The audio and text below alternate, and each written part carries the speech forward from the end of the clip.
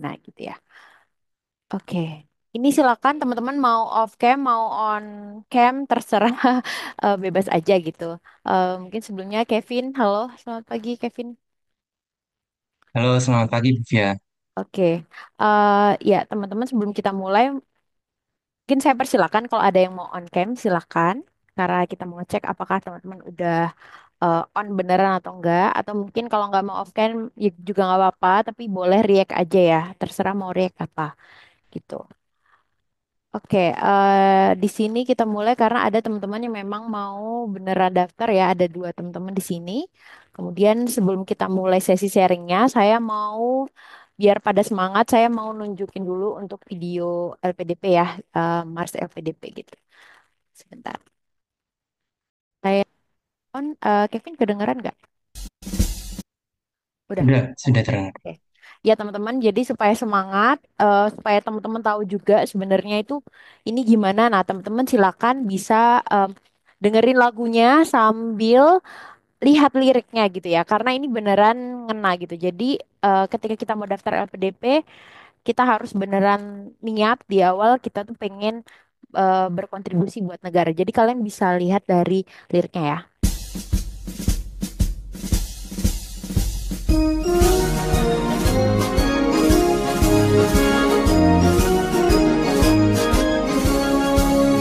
Bawa kepakan sayap sang Garuda yang berlandaskan kepada Pancasila. Integritas mengabdi, profesional melayani, bersama LPDP membangun negeri. Langkahkan kaki dengan pasti tanpa ragu, harumkan nama tanah air Indonesia. Merah semangatmu, putih hatimu, pemimpin yang dinanti bumi pertiwi. Hai bumi, dengarkan cita kami, satria cendekia siap berkarya. Beragam peran, satu tujuan, bersinergi membangun Indonesia. Berkeadilan, berdemokrasi, menjadi bangsa yang terus berinovasi, melahirkan pemimpin masa depan, raih Indonesia gemilang. Majulah, semangatlah jaya.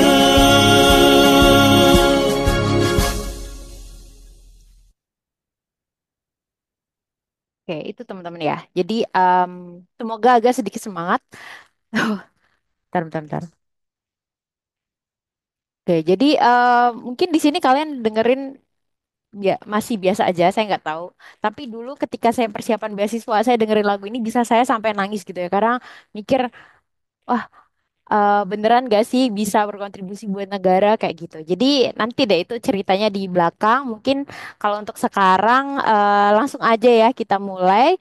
Jadi biar diskusinya juga ada arahnya. Jadi kita nyiapin sedikit PPT buat introduction buat teman-teman semua biar agak ngerti gitu ya. Jadi apa aja garis besar tentang LPDP gitu. Nah, untuk sesi yang pertama ini sebenarnya cuma satu sih sesinya. Jadi langsung aja saya persilakan Kevin.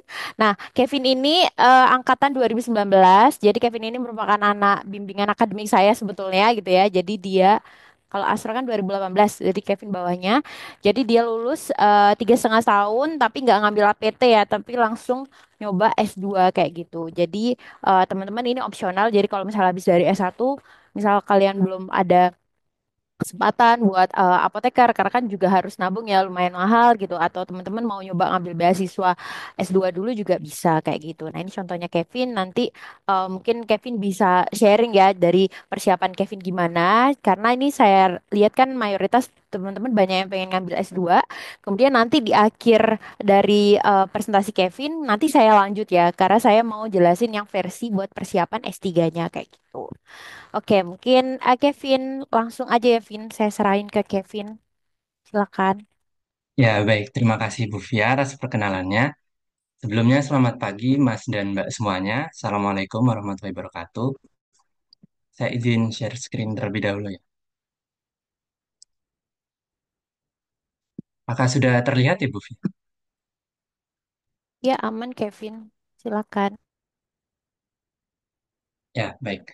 Pada kesempatan pagi ini, izinkan saya untuk sedikit berbagi pengalaman saya ketika saya mendaftar beasiswa LPDP hingga menjadi salah satu awardinya. Nah, sepertinya Mas dan Mbak semuanya sudah pada kenal dengan beasiswa LPDP ini. Nah, beasiswa LPDP ini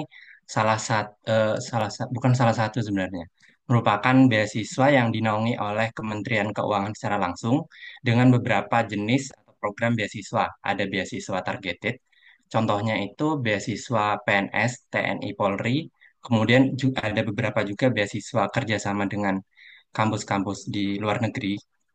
Kemudian untuk beasiswa afirmasi ini khusus daerah afirmasi, kemudian beasiswa putra-putri Papua dan penyandang disabilitas. Nah, untuk beasiswa kolaborasi ini ada beasiswa tertentu dari LPDP itu yang bekerja sama dengan kampus di luar negeri juga.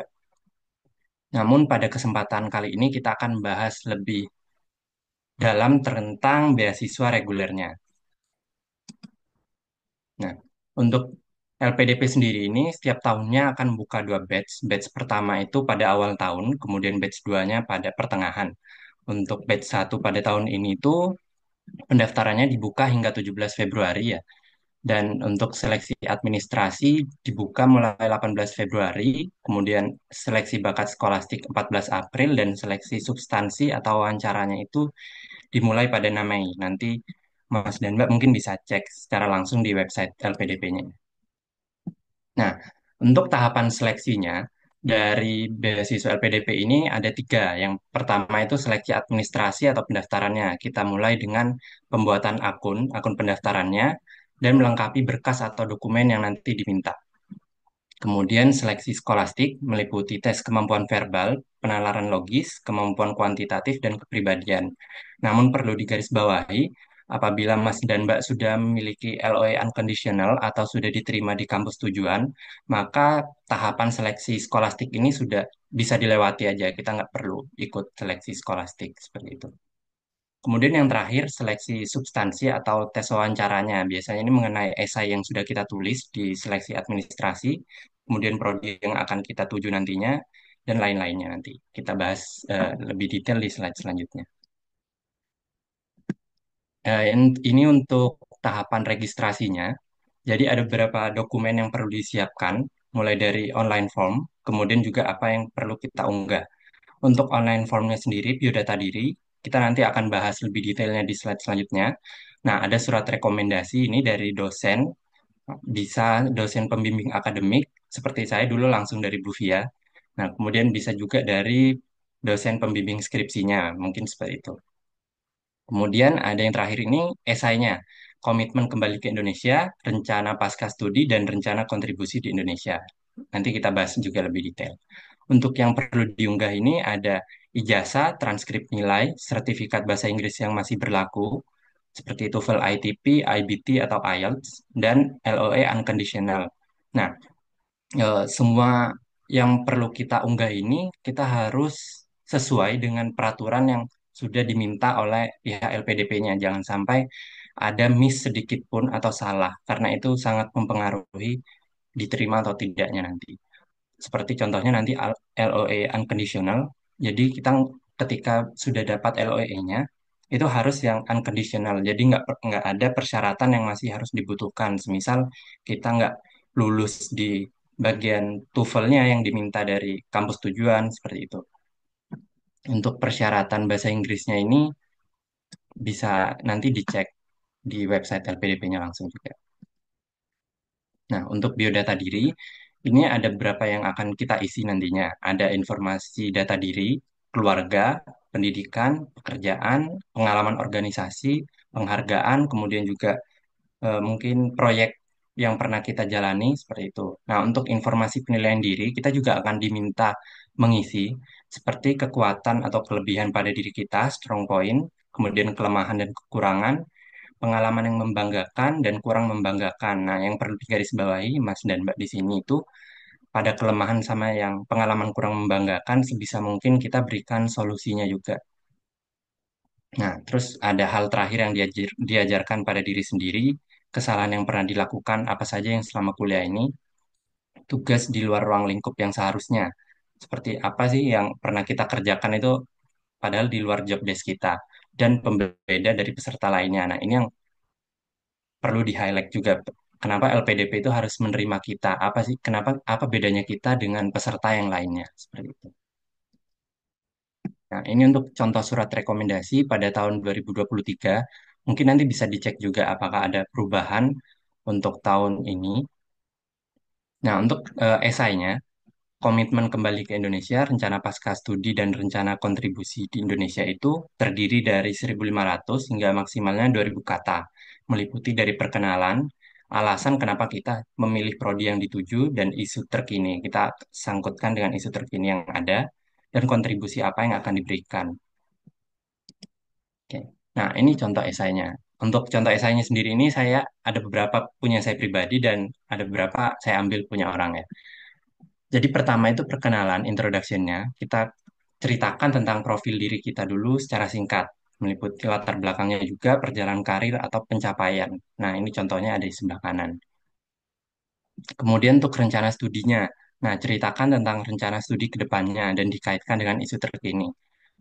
Ketika saya mendaftar waktu itu, kebetulan waktu itu yang isu paling marak itu COVID-19 ya, Mas dan Mbak. Jadi saya itu bahas gimana sih COVID-19 ini dampaknya ke mulai dari lingkungan sekitar kita terlebih dahulu, keluarga saya, kemudian tetangga-tetangga saya, seperti itu. Kemudian juga bagaimana COVID-19 ini mempengaruhi perkuliahan saya, seperti itu. Nah, dikaitkan juga nanti pada akhirnya itu dengan em, jurusan yang prodi yang akan kita ambil. Di sini waktu itu saya kan mau mengambil ilmu biomedis. Bahkan saya juga itu sempat eh, mengaitkan dengan sesuatu yang viral atau yang booming pada saat itu. Waktu itu ada serial TV judulnya The Last of Us. Dia itu menceritakan tentang sama kayak pandemi, tapi dari mikroorganisme fungi seperti itu. Dan dia itu nggak ada vaksinnya. Maka saya juga ceritakan apa sih yang viral dan booming itu saya sangkutkan juga. Kemudian di akhir itu baru dijelaskan rencana studi.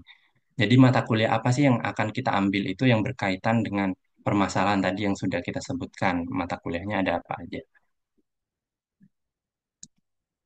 Nah, kemudian di akhir itu kita jelaskan kontribusi apa yang akan kita berikan, baik dari jangka pendek dan jangka panjang setelah lulus.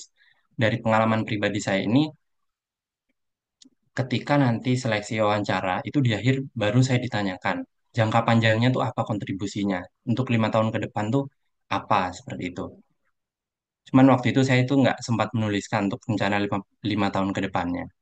Jadi itu bisa menjadi nilai lebih juga nanti. Nah, kemudian untuk tes bakat skolastik ini bagi Mas dan Mbak yang belum punya LOE Unconditional, jadi harus melewati tes bakat skolastik terlebih dahulu. Untuk rincian soalnya itu ada penilaian verbal, jumlahnya 23 soal selama 30 menit, kemudian penilaian kuantitatif, pemecahan masalah, dan tes kepribadian. Jadi totalnya semua itu ada 100 soal selama 135 menit. Nah, untuk scoringnya, jadi untuk tes kepribadian ini kan nggak ada nilainya ya. Jadi setiap soal dari penilaian verbal, kuantitatif, dan pemecahan masalah itu, setiap jawaban benar itu mendapatkan 5 poin. Jadi totalnya kalau benar semua itu 300 poin. Nah, skor amannya biasanya itu kita minimal harus bisa benar 50% dari keseluruhan totalnya. Jadi paling nggak dapat nilai 150 seperti itu. Nah, untuk tes substansi wawancaranya, untuk teknisnya sendiri nanti bisa diakses di website resminya. Jadi jadwal wawancaranya itu akan kita dapatkan di akun pendaftaran masing-masing. Kemudian kita bisa bergabung ke link Zoom-nya itu minimal 1 jam sebelum wawancara dimulai. Dan yang perlu digarisbawahi, kita tuh jangan sampai telat sedikit pun, 1 menit atau 50 detik atau berapa lah ya. Karena itu kita bakal dianggap tidak menghargai waktu sama sekali. Apalagi lebih dari 10 menit itu sudah dianggap tidak hadir, gagal. Nah, pada saat wawancara ini kita harus berada di ruangan yang tidak terganggu oleh aktivitas dan tidak ada orang lain selain peserta. Jadi dari pengalaman saya waktu itu, saya diminta kayak apa ya, room tour seperti itu. Jadi laptop saya itu diminta untuk mengarahkan ke semua bagian tempat saya gitu. Jadi pastikan nggak ada orang dan nggak ada handphone di sebelah saya ataupun barang tertentu. Bahkan waktu itu saya itu ada kresek ya, cuman kresek aja gitu. Itu diminta untuk dijauhkan dulu gitu.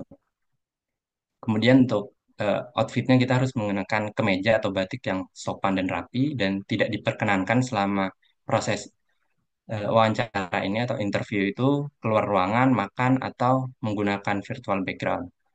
Untuk pewawancaranya ini biasanya bisa berbeda-beda ya Mas dan Mbak. Ada yang dua orang, ada yang tiga. Kebetulan waktu itu saya mendapatkan tiga, yaitu dari akademisi, dari pihak LPDP, dan psikolog langsung. Nah, yang perlu diperhatikan itu ketika tes substansi, kita harus benar-benar mempelajari terlebih dahulu esai yang sudah pernah kita buat, karena itu bakal ditanya secara detail juga. Kemudian perbanyak latihan mock up, interview, itu sebenarnya sudah banyak ya kalau di YouTube kita mau latihan atau bisa juga latihan dengan para awardee yang sudah pernah tes substansi seperti itu. Nah, pada awal perkenalan di tes substansi itu kita akan diminta perkenalan diri terlebih dahulu. Kita memang sebisa mungkin menjual value kita, tapi jangan sampai humble bragging kayak merendah untuk meroket seperti itu. Itu eh, apa ya? Ibaratnya udah red flag banget bagi penilai LPDP-nya seperti itu. Bahkan juga nanti itu karena ada psikolog, kita akan dinilai mulai dari mungkin bisa kita saat kita berbohong itu bisa dinilai dari psikolognya waktu itu karena saya pernah baca juga. Dan juga dari biasanya dari pihak LPDP ini dari pengalaman pribadi saya, beliau ini sedikit memberikan tekanan, mungkin tekanan mental ya kepada saya gitu. Jadi nanti dari sisi psikolognya itu akan dinilai juga gimana saya menghadapi ketika ada tekanan tertentu seperti itu. Kemudian kalau dari pewawancara dari pihak akademisi ini, nantinya beliau itu akan lebih banyak bertanya tentang apa aja yang akan kita lakukan, atau misalkan mata kuliah yang akan kita ambil, dan apa pengetahuan kita di bidang tersebut, seperti itu. Kemudian juga yang terakhir itu jangan bersikap defensif. Jadi jangan sampai kita eh, menolak atau apa ya, tidak terlalu mendengarkan saran dari pihak pewawancaranya seperti itu. Bahkan di akhir itu kita akan diberikan kesempatan untuk bertanya. Nah, sebisa mungkin itu kita bertanya kepada pihak pewawancaranya apa yang ingin kita tanyakan supaya kita itu terlihat benar-benar tertarik dengan proses pewawancaranya seperti itu. Nah, untuk dana pendidikan yang nanti akan diperoleh itu dibagi menjadi dua. Kalau dari LPDP ini ada dana pendidikan dan penunjang. Untuk dana UKT ini dia nanti akan langsung dibayarkan oleh LPDP kepada universitas. Jadi kita tinggal duduk manis saja dan belajar seperti itu. Nah, untuk dana pendaftaran tadi kan kita sudah punya LOE sebelumnya untuk mendaftar ke kampusnya. Jadi sistemnya itu reimburse. Kita akan digantikan sama LPDP. Jadi kita bayar terlebih dahulu. Kemudian untuk dana tunjangan buku ini kita akan mendapatkan dua kali selama masa studi. Jadi setiap tahun itu akan mendapatkan sebesar 10 juta. Jadi total itu 20. Nah, kemudian untuk dana bantuan tesis dan disertasi ini diberikan 75% terlebih dahulu setelah seminar proposal dan 25%-nya setelah kita selesai penelitian. Seperti itu. Untuk dana seminar internasional, ini juga kita akan dapat dan publikasi jurnal internasional. Kalau publikasinya sendiri ini, Q2 itu dia mendapatkan 15 juta, kemudian untuk yang Q1 itu 25. Kemudian kita juga akan mendapatkan dana penunjang. Ini dana transportasi untuk awal keberangkatan dan setelah kita selesai masa studi untuk balik ke kampung halaman kita. Dan ini untuk dana aplikasi visa itu untuk bagi beasiswa yang ke luar negeri. Untuk dana asuransi kesehatan ini kita dapat berupa BPJS kelas satu, kemudian dana kedatangan. Nah, ini untuk pertama kali kita datang kuliah ya, ke misalkan di Jogja seperti itu. Jadi dana kedatangannya ini sebesar dua kali dana hidup bulanan. Nah, untuk dana hidup bulanan ini tergantung juga dari kota tempatnya. Misalkan untuk Jakarta dan Surabaya, kota-kota besar itu berbeda dengan di Jogja dan di Malang, seperti itu. Kemudian juga ada insentif kelulusan apabila kita itu lulus kurang dari selama masa studi, yakni 24 bulan atau eh, 2 tahun ya, seperti itu. Misalkan 1,5 tahun. Nah, insentif kelulusannya itu berupa setengah dana hidup bulanan dikali dari berapa bulan kita itu bisa lulus lebih awal. Dan juga ada dana penunjang lain-lainnya nanti. Seperti itu. Nah, mungkin cukup sekian Bu Fia dari sharing beasiswa LPDP Magister dalam negeri saya. Mungkin selanjutnya untuk beasiswa doktoral luar negeri bisa sharing dengan langsung Bu Fia ya, Bu Fia langsung. Oh ya, oke Kevin. Ah, Kevin tolong balik dulu deh ke yang bagian tentang diri, yang ada Oh iya, kelemahan itu coba. Minta tolong ya. Oke, mungkin saya sedikit wrap up dikit ya teman-teman dari penjelasannya Kevin. Mungkin kalau teman-teman belum pernah baca pedoman nanti bingung ya. Jadi intinya tadi kan udah disampaikan ada 3 tahap administrasi, kemudian tes bakat skolastik sama substansi.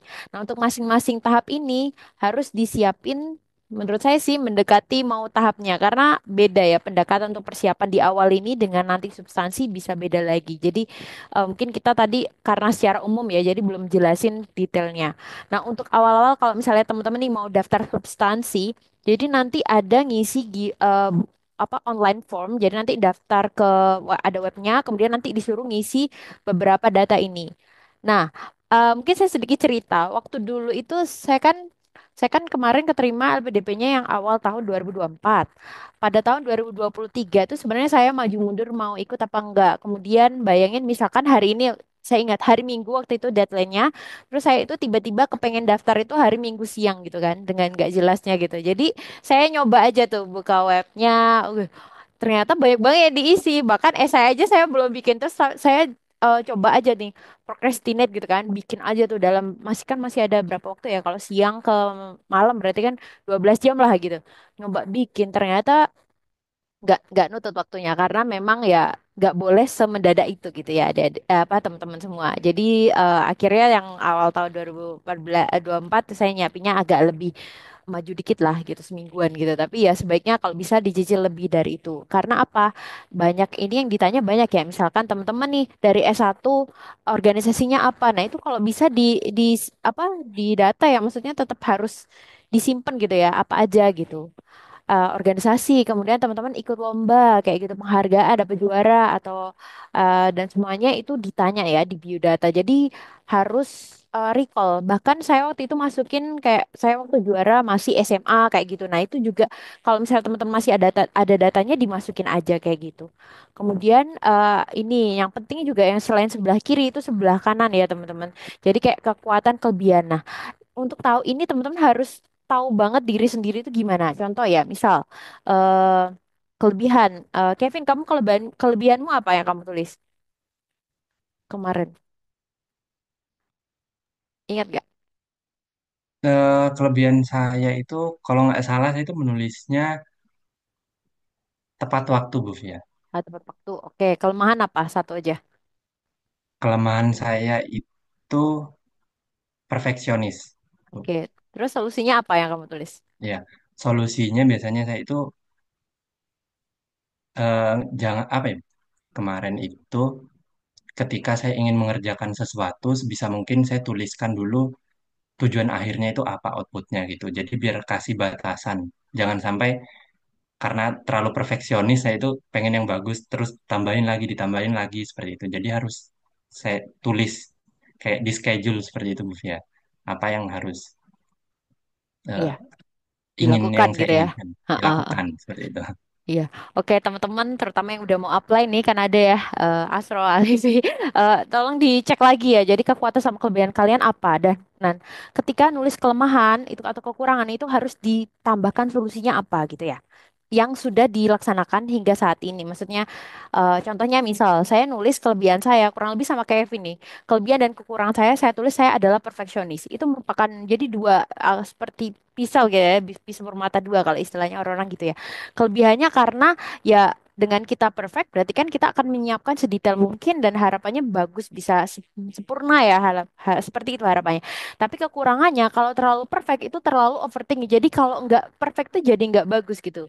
Nah, gimana yang dilakukan? Berarti kan kita harus menyadari bahwa hal yang sempurna itu nggak ada kayak gitu. Jadi gimana? Jadi kita ya apa yang sudah dilakukan. Nah itu harus ditulis di sini di biodata. Jadi nggak teman-teman nggak sekedar ngisi ini tuh cuma ngisi gitu aja. Kayak misal ada nih teman-teman saya yang isinya kayak gini, kayak kekurangannya, misal ya apa ya? Suka telat gitu doang ditulisnya. Jangan kayak gitu, tapi harus ditulis deskripsinya kayak gitu. Seperti apa. Jadi biasanya diminta 3 poin ya. Jadi ditulis apa aja gitu. Misal salah satu saya juga procrastinator. Nah itu ya saya suka kerja mepet-mepet gitu. Kalau nggak gitu nggak bisa kerja gitu. Nah gimana solusinya gitu. Ya, meskipun namanya kekurangan ya, kekurangan atau kelemahan itu bukan artinya kita harus dihilangkan gitu kelemahannya, tapi gimana kita aware dengan kelemahan kita, kemudian kita berusaha ya ngebalancing ya, biar itu nggak menjadi hal yang negatif gitu sih. Poinnya gitu. Kemudian pengalaman membanggakan dan kurang membanggakan. Kenapa teman-teman ini harus dipikir dari sekarang? Karena ini nanti yang ditanya waktu tes substansi gitu ya. Apa yang udah teman-teman tulis itu bakal ditanya. Karena di sana juga tadi kata Kevin kan ada psikolog ya. Jadi dicek nih beneran nggak ini nulisnya atau jangan-jangan dia lihat punya siapa kayak gitu. Pengalaman membanggakan ini kayak kalian tuh harus kayak agak apa menunjukkan keunggulan kalian apa yang menurut kalian yang bisa membanggakan. Membanggakan kalau bisa ya, pengalaman membanggakan kayak gitu kalian tuh kaitkan dengan apa ya? Ada manfaatnya nggak buat masyarakat sekitar atau mungkin apa gitu. Jadi misalkan nih kamu bangga kamu juara ini, nah kenapa kamu bangga? Itu kan selain untuk diri sendiri mungkin orang tua atau apa gitu. Kalau bisa sih kayak dikaitin ke orang lain gitu loh. Jadi nggak yang cuma buat kita aja gitu. Kemudian kurang membanggakan juga iya. Nah tapi kalau untuk pengalaman kurang membanggakan itu ditanya.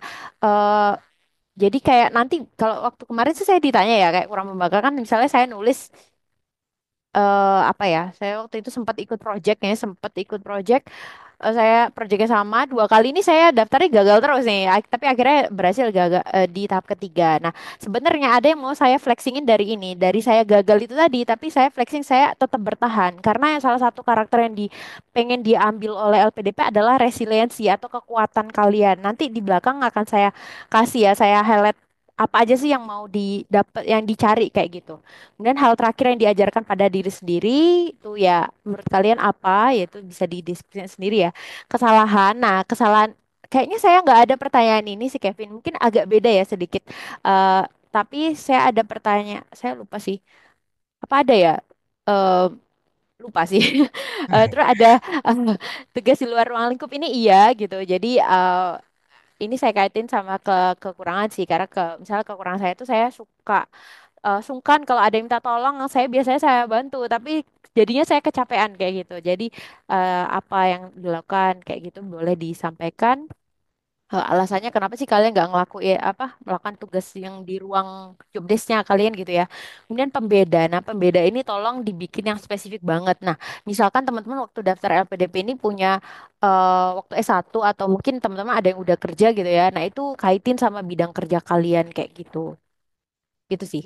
Kemudian ini yang bagian ini ya, ini harus dipikirin benar-benar ya. Jadi teman-teman merenung gitu ya, merenung mungkin bisa nulis kalau menurut saya ya, nulis menurut kamu kelebihanmu apa, kekurangan apa kayak gitu-gitu sih. Terus Kevin coba yang bagian komitmen itu deh, apa kontribusi. Nah, Nah, ini teman-teman ya. Jadi kalau untuknya ini hal yang penting juga di bagian administrasi, tapi nanti ditanya waktu substansi. Nah, ini ada 3 hal. Komitmen kembali ke Indonesia, rencana pasca studi, dan juga rencana kontribusi. Nah, sebenarnya saya sama Kevin ini mau nunjukin punya kita. Cuma karena ada fakta integritas gitu ya, kita nggak boleh nunjukin. Meskipun mungkin kalau kalian ikut seminar, mungkin ada yang nunjukin gitu ya. Cuma kita nggak berani gitu ya. Jadi overall aja biar apa seperti apa. Komitmen kembali ke Indonesia. Yang ini di highlight adalah apakah setelah LPDP ngasih investasi ke kalian nih, ngasih kalian dana buat sekolah, apakah kalian balik ke Indonesia atau enggak gitu. Nah, kan kita harus menunjukkan kita tuh beneran sekolah dibiayai negara buat balik ke Indonesia kayak gitu. Nah, ini terutama buat teman-teman yang ke luar negeri nih. Ini biasanya digali banget nanti bakal balik nggak kayak gitu. Karena mungkin banyak kasus yang teman-teman nggak balik kayak gitu. Jadi itu kemudian rencana pasca studi. Nah, teman-teman setelah lulus nanti itu bakal ngapain kayak gitu. Misal biasanya kalau teman-teman S2 itu kalau nggak salah Kevin kamu nulis jadi dosen nggak? Biasanya gitu sih pengennya ya. Bagaimana, Bu?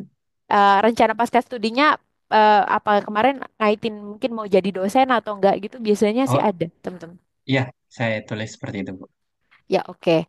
Nah, rencana pasca studi kalian pengen apa? Nah ini kan beda-beda nih. Ada teman-teman mungkin kalau yang sekarang udah kerja nih jadi praktisi di industri gitu ya setelah studi, ada yang pengen balik lagi berkontribusi buat apa perusahaannya atau gimana kayak gitu. Nah, itu dijelaskan gitu ya. Jadi pengennya gimana? Ada juga yang teman-teman mungkin jalurnya pengen jadi akademisi kayak gitu. Jadi pengen jadi dosen. Nah, kalau pengen jadi dosen juga berarti nanti persiapannya ketika sorry. Jadi ketika kalian mau jadi dosen itu harus tahu kerjanya dosen tuh apa gitu. Misalkan dosen itu nggak cuma ngajar loh, tapi ada penelitian, ada pengabdian juga kayak gitu. Kemudian rencana kontribusi di Indonesia. Rencana kontribusi biasanya dibagi ya jadi apa? Rencana jangka pendek, menengah, sama jangka panjang kayak gitu. Nah ini pokoknya kalian tuh harus ngomongnya harus bagus gitu lah gitu ya. Nah, ketika dan ini bisa beda-beda ya teman-teman kalau mau daftar yang versi apa untuk sekolah luar negeri itu boleh pakai bahasa Indonesia atau boleh pakai bahasa Inggris. Nah, ini juga ada tipsnya. Kalau menurut kalian tema kalian terlalu susah gitu ya, itu saya pernah nyaranin ke temen dia pakai bahasa Indonesia aja karena kalau terlalu spesifik dia jelasinnya gitu dan kan yang ngecek itu bukan orang bidangnya sama ya, itu malah kalau pakai bahasa Inggris malah nyusahin kayak gitu. Kalau kemarin saya pakai bahasa Inggris sih, tapi saya simplifikasi bahasanya kayak gitu. Dan saya pakai ChatGPT, jadi it's okay nggak apa-apa kalau pakai AI buat ngomong gitu ya, buat berdiskusi gitu. Itu. Nah, tapi ketika rencana kontribusi di sini tuh teman-teman harus nunjukin kalau teman-teman itu bakalan berkontribusi banget untuk masyarakat kayak gitu. Jadi nggak cuma misalkan nih, saya kontribusinya saya akan kembali ke Indonesia. Oh, nggak cuma kayak gitu, tapi saya nanti misalkan bakal apa? Bakal menjalin kerjasama dengan apa mungkin pemerintah apa terkait pengembangan apa nih, misalkan pengobatan atau apa kayak gitu. Jadi karena kita tuh bidangnya farmasi tuh sangat bisa di apa ya, Dek ya? Orang-orang kan nggak begitu ngerti ya farmasi itu gimana ya. Pokoknya kalau masalah kesehatan, obat kayak gitu tuh kalian bisa banget menjual gitu ya ketika karena kan menurut karena kan itu penting ya menurut saya sih gitu. Tinggal kalian ngemasnya gimana, kalian harus pede gitu ya. Jadi gitu sih. Nah, kemudian Kevin boleh lanjutin ke yang bagian slide doktoral saya deh. Kalau yang lain-lain sama ya seperti Kevin, tapi yang TBS itu saya pas sekarang nggak ada kepribadian Kevin, jadi cuma tiga yang atas itu aja. Itu emang apa ya bisa berubah ya gitu tiap tahun. Ini mungkin sekedar info ya. Ketika saya bandingin tes bakat skolastik di sini sama tesnya, mohon maaf, tesnya CPNS yang bagian hitungan itu beda banget ya. LPDP ini cukup susah gitu ya. Dan terutama waktunya mepet banget kayak gitu. Jadi ya itu sih. Saya jangan pantai dan mungkin tips ya, teman-teman belajarnya jangan mepet. Jujur aja, kalau kemarin saya baru sempet itu 3 hari sebelumnya gitu. Bayangin 3 hari sebelumnya baru tahu tipenya apa aja. Nah saya nggak sempet latihan tuh. Jadi makanya saya ngitungnya agak lama kayak gitu kayak ya udahlah skornya ya nggak yang tinggi-tinggi amat kayak gitu. Jadi terus lanjut Kevin yang bagian proposal next ya. Kita tolong. Nah, ini buat teman-teman dari S2 yang mau ke S3. Nah, kalau daftar S2 itu nggak butuh proposal penelitian. Karena mungkin utamanya bukan itu ya gitu. Tapi mungkin Kevin waktu substansi ditanya nggak tentang rencana riset atau apa gitu. Ditanya, Bu. Ah, Sekilas, ditanya sekilas. ya oke. Itu nanti ya disiapin kalau pas mau mendekati apa. Ya intinya tetap disiapin tapi nggak diminta secara ini ya apa apa formal kayak gitu. Ya kan kalian juga pengalaman pengalaman ya pengalaman penelitian waktu S1 nah itu bisa lah buat sebagai gambaran buat S2 itu gimana. Nah, kalau buat teman-temannya S2 ke S3 nah ini harus nyiapin proposal kayak gitu. Saya sih nggak nyiapin proposal khusus ya. Saya pakai proposal riset yang lagi saya jalanin aja gitu. Karena nggak cukup waktunya. Seperti biasa tadi kelemahannya adalah procrastinator jadi mepet-mepet ya udahlah yang ada aja gitu. Cuma harus diringkas sesuai syarat ya, itu 2000 kata. Nah, teman-teman kalau ketika input online, ini kan inputnya online. Kalau kalian lebih dari 2000 kata itu nggak bisa. Kalau ataupun ya kalau nggak salah gitu. Jadi intinya harus sesuai sama persyaratannya. proposal penelitian ada judul penelitian, latar belakang, kita pasti udah tahu ya urgensinya kenapa, kemudian rumusan masalah, pertanyaan atau tujuan penelitian, kemudian kelogisan. Nah, itu kontribusinya gimana kayak gitu ya. Kemudian metode dan desain. Jadi ya sama seperti proposal biasa sih kayak gitu. Kemudian manfaat dan kesimpulan saran. Nah, ini mungkin ketika waktu submit di awal sih biasa aja. Maksudnya ya udah tinggal ditulis gitu doang. Tapi nanti ketika substansi harus benar-benar dipahami ya karena ada teman-teman yang memang ditanya detail. Meskipun saya kemarin nggak ditanya sama sekali tentang proposal penelitian gitu ya, karena saya ngarahin interviewer membahas tentang kelebihan saya aja gitu. Jadi nanti ada triknya gitu nanti. eh, oke, mungkin next lagi Kevin, minta tolong. Oke, nah ini kalau ini baru ya, sekarang itu ada surat kesediaan menjadi promotor atau kopromotor. Nah tadi kan Kevin menceritakan ya teman-teman bahwa ada dua jalur ya, ada jalur LOA, LOA itu Letter of Acceptance. Jadi teman-teman bisa juga udah daftar sekolahnya dulu, S2 atau S3, baru kalian nyari beasiswanya gitu. Kalau kalian jalur udah punya LOA tadi, udah terdaftar di univnya di awal, maka kalian nggak perlu tes yang TBS tadi matematika itu nggak perlu gitu. Nah, kebetulan saya sama Kevin ini kita nggak apply di awal kayak gitu. Jadi kita jalurnya non LOA. Jadi kita nggak punya LOA di awal. Jadi nggak wajib isi ini. Nah, kalau misalnya teman-teman udah punya LOA bisa ngisi ini ya. Ini kayak pernyataan bahwa akan menjadi promotor atau pembimbing kayak gitu. Tolong next lagi ya Kevin. Nah, ini teman-teman yang penting banget menurut saya. Jadi ini kalian harus tahu dari awal karena biar nggak baru taunya di akhir gitu. Kayak saya kemarin tuh baru tahu gitu. Kevin tahu nggak ini ada 7 hal ini? Kamu sempet baca nggak? Sama Bu ya, saya baru tahu Baru tahu di sekarang? akhir juga. Iya, Apa waktu pas Di mau akhir substansi? setelah apa setelah wawancara itu baru dijelaskan sama interviewernya kayak ada 7 aspek seperti itu. Saya Ah, baru tahu setelah oh, waktu akhir pas wawancara. wawancara malahan ya. Iya, Oh iya. ya ya oke oke. Ya kalau saya tahunya pas sebelumnya sih pas persiapan tuh ada temennya yang ngirim gitu aja sih. Terus oh ini kayaknya oke nih buat didalemin. Nah saran saya kalian belajar dari sekarang. Jadi ada 7 aspek yang dinilai secara umum ya. Ya nanti PPT-nya kita share ya gitu. Ini juga kita record nanti bisa didengerin lagi.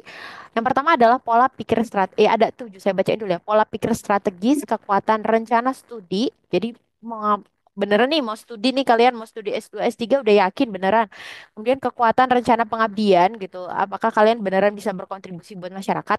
Kemudian kekuatan mental atau resiliensi. Nah, ini contohnya nanti waktu wawancara ditanya kayak gini. Kalau kamu gak lolos LPDP, kamu bakal ngapain kayak gitu? Apakah Nah, ini kalian ketika kalian menjawab itu kesungguhan menjawab dan keyakinan, kepercayaan diri kalian itu bakal dinilai. Kalau kalian bilang, oh ya saya nanti nyoba batch selanjutnya, jawabnya dengan kayak model barusan nih kayak ah nggak meyakinin banget kayak gitu. Jadi harus yakin gitu. Eh harus ada kata-katanya. Misalnya kayak kalau kamu nggak lulus gimana gitu ya kita tahu pasti juga apa ya apalah pokoknya ada kayak kata-kata saya lupa sih jawabnya apa pokoknya kayak ya tentunya kita sudah berusaha gitu ya. Cuma memang mungkin ada beberapa ketika kita tidak lulus artinya memang ada beberapa hal yang mungkin kita masih kurang kayak gitu ya tentu saya akan introspeksi dan akan mencoba di batch selanjutnya gitu pede gitu jadi kayak gitu yang dilihat. Kalau bisa sih teman-teman ketika menjelaskan ya, terutama tadi yang ada pengalaman kurang membanggakan atau apa, nah itu ada model-model menunjukkan kalian tuh resiliensi atau kalian tuh kayak tangguh gitu loh. Kemudian yang kelima, orientasi pada kemajuan, kekuatan kepercayaan diri, dan pemecahan masalah gitu ya. Yang pertama, pola pikir strategis. Nah, ini ada tulisannya nih.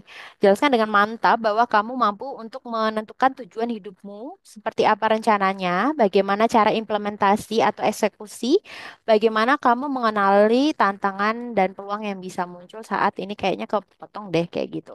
Jadi contoh pertanyaannya kayak gini, pasti nih keluar. Ya ini berkaitan sebenarnya berkaitan sama essay tadi nih. Bagaimana kamu ngelihat diri kamu dalam 5 sampai 10 tahun ke depan. Tadi kan udah ada nih rencana buat kontribusi atau gimana. Jadi kita tuh harus punya bayangan kita tuh bakalan kayak gimana sih nanti itu gitu. Misalkan nih, saya daftar S2 nih tujuannya apa? Saya tujuannya nanti mau jadi dosen gitu. Kenapa kamu mau jadi dosen? Apalah gitu. Mungkin kamu ada juga temennya kayak gini nih. Karena memang dari dulu nih dia suka ngajar. Dia pengen apa mencerdaskan kehidupan bangsa gimana. Cuma bahasanya tinggal diatur lah. Terus kenapa kalian harus studi lanjut? Nah itu harus. kuat. Maksudnya ya ya memang sih ya kita pengen aja gitu sekolah ya. Tapi kalau dalam hal ini kan kita cari beasiswa, jadi artinya negara investasi ke kita. Jadi kita kayak apa ya, kayak semacam pitching gitu ya, kayak kita mau pitching produk gitu ya. Jadi kayak kita menjual kekuatan diri kita kayak gitu. Kenapa sih kamu harus studi? Nah itu harus dijelaskan urgensinya apa. Mungkin karena kita sebagai farmasi, kemudian mungkin kalian di S2-nya di mana? Misal ada temen, misalkan kalian mau ke S2 industri ITB gitu ya, itu kan kayak di misal kamu nanti pengennya jadi dosen di UB gitu ya, itu kan masih dikit nih dosennya gitu, mungkin bisa dikaitin sama itu kayak gitu gitulah gitu. Jadi tuh. Nah kalau saya dulu bahkan sampai gini deh, kan saya kan ngambil di luar negeri, saya sampai nge-mapping di univ-univ besar itu dosen farmasetikanya itu siapa aja dan bidangnya apa dan mereka lulusan mana. Jadi saya sampai kayak mendekati substansi itu saya nge-mapping semua gitu. Jadi ketika ditanya ya saya bisa pede jawab kalau apa gitu ya. Sesuai apa argumen yang kalian gitu. Terus antar apa kontribusi Anda sejauh ini bagi Indonesia. Nah, ini nggak harus yang muluk-muluk gimana. Terserah misalnya teman-teman merasa udah kontribusi apa. Nah, itu bisa disampaikan gitu ya. Terus boleh lagi Kevin next lagi deh. Nah, kekuatan rencana studi. Kalian tuh misal ya mengapa milih prodi tersebut gitu. Misalnya teman-teman mengambil tadi di ITB atau mungkin teman-teman ngambil biomedik atau mungkin teman-teman mengambil ini kan ada juga ini ya mungkin di UNER gitu ya terkait apa kosmetik atau gimana. Nah, itu kaitin aja gitu. Kaitinnya bisa kaitin sama di, apa keinginan diri, jadi kesukaan bidang, kemudian juga mungkin dikaitkan dengan nanti mau kontribusi di mana kayak gitu. Misal kalian menjadi dosen ya kaitin aja sama di UB misalkan di sini dosen yang bidang ini masih nggak ada atau dikit atau apa gitu. Kemudian ini apa judul tesis atau disertasi. Ini bisa aja ditanya ya. Tadi Kevin juga ditanya. Jadi kenapa kayak gitu. Jadi harus kita siapin. Tapi itu nanti aja waktu substansi karena kan nggak ada ya di awal ya kayak gitu. Kemudian kekuatan rencana pengabdian. Nah, ini teman-teman harus bisa ngaitin antara keterkaitan studi dengan masa depan karir ini sama seperti yang saya sampaikan tadi ya. Jadi gapnya apa? Kenapa kok kamu harus studi lanjut? Sebenarnya kurang lebih itu sama ya. Jadi em, ini contohnya apa ya? Nah, menurut kamu tuh penting gak sih misalkan gini, misal rencana pengabdian, kamu pengen bikin, nah saya salah satu rencana pengabdian kontribusi saya adalah saya pingin eh saya lupa sih sebenarnya, saya gampang lupa nih kelemahannya. Misalnya saya pengen apa gitu ya. Nah itu kenapa nih? Penting nggak kayak gitu? Nah ini intinya itu deh. Terus next lagi Kevin, kekuatan mental resiliensi itu tadi ya. Kalian harus adaptif, harus cepat bangkit gitu ya. Ya memang oh ya bisa aja ketika nanti wawancara tuh bakal ditanya the lowest point. Jadi hal-hal apa titik terendah kamu tuh gimana. Jadi banyak juga beberapa cerita, nggak banyak sih beberapa aja yang sampai nangis kayak gitu. Nah itu kalian harus nunjukin kalau bisa sih jangan sampai nangis karena kenapa? Kalian ketika nangis nanti selanjutnya jawabnya susah gitu ya. Jadi ya intinya ketika kalian siap-siap aja kalau ditanya kayak gitu mau jawab apa terus kira harus sudah latihan sebelumnya ya melatih emosi kayak gitu. Kemudian orientasi pada kemajuan. Nah, ini karena dibiayai dari rakyat Indonesia, targetnya itu harus berani dan berdampak. Jadi, kalian harus ya ini harus paham tadi ya kelemahan, kelebihan. Jadi ini nanti ada lagi persiapannya. Kalau untuk substansi agak panjang sih ceritanya. Jadi bahkan saya sampai nulis ya. Saya lebih suka nulis sih kalau persiapan tuh lumayan nih setengah buku penuh gitu. Jadi semuanya saya tulis banyak banget yang harus disiapin kayak gitu ya. Nah, ini contoh pertanyaan, ya lebih ke pengenalan diri sendiri sih kuncinya sebenarnya itu. Gitu. Terus next lagi Kevin ada nggak? Tadi udah berapa saya lupa. Oh, masih ada. Ini kayaknya terakhir ya. Kekuatan kepercayaan diri. Jadi kalian harus yakin. Nah, ini juga biasanya ditanya ya teman-teman. Kamu yakin gak sih bisa lulus tepat waktu gitu? Kamu tahu nggak kalau kamu lulus itu kamu syaratnya butuh apa kayak gitu. Jadi misalkan teman-teman udah ada target ya. Entah kalian jalur LOA atau non LOA, pokoknya utamain misalkan yang di tiga univ itu harus sama-sama udah dibaca syarat studi on time-nya tuh bakalan apa gitu. Nah ini kalian jawabnya juga harus pede aja kayak gitu ya. Nah ini contohnya kalau kayak mungkin gini ya, kalau misalnya teman-teman S2 mungkin ada yang univ yang syaratnya itu harus publikasi. Nah, misal kalian tuh ternyata nggak punya pengalaman publikasi gitu. Nah, itu bakal tanya tuh, kamu kan nggak punya pengalaman, yakin tak kamu bisa nulis ya kayak gitu-gitulah. Jadi ya kan, tapi kan gini, nanti itu ada strateginya gimana jawabnya kayak gitu. Oke, terus oke, kemudian mereka punya skill pemecahan masalah. Nah, ini sih eh oh, ini kalau saya waktu itu ditanya ini ya, nggak yang se-Indonesia banget kayak gini, tapi ditanyanya lebih ke misal di tempat kerja kita kan pasti biasanya kadang menjadi pemimpin ya, misal kalau misal kondisinya saya udah kerja, saya pasti punya tim kayak gitu. Pernah nggak ada tim itu yang kerjanya nggak bener, kayak nggak maksimal, apa yang dilakukan kayak gitu. Jadi ini biasanya nanya psikolog, jadi kayak ngambil dari esai atau dari CV kalian yang udah kalian tulis, terus nanti kayak dia tuh kayak ngemancing kayak gitu gimana jawabannya. Terus next lagi Kevin. Nah, ini kebetulan saya ada ada teman-teman yang ngechat ya, personal nanya ada perbedaan nggak apply untuk dalam negeri sama luar negeri. Tolong berikan pandangan dan mungkin tips dan triknya perbedaan apply dalam negeri dan luar negeri. Nanti mungkin Kevin bisa nambahin ya, apa kalau oh nanti mungkin mungkin saya jawabnya habis ini aja ya sebentar. Oke, nanti dulu ya.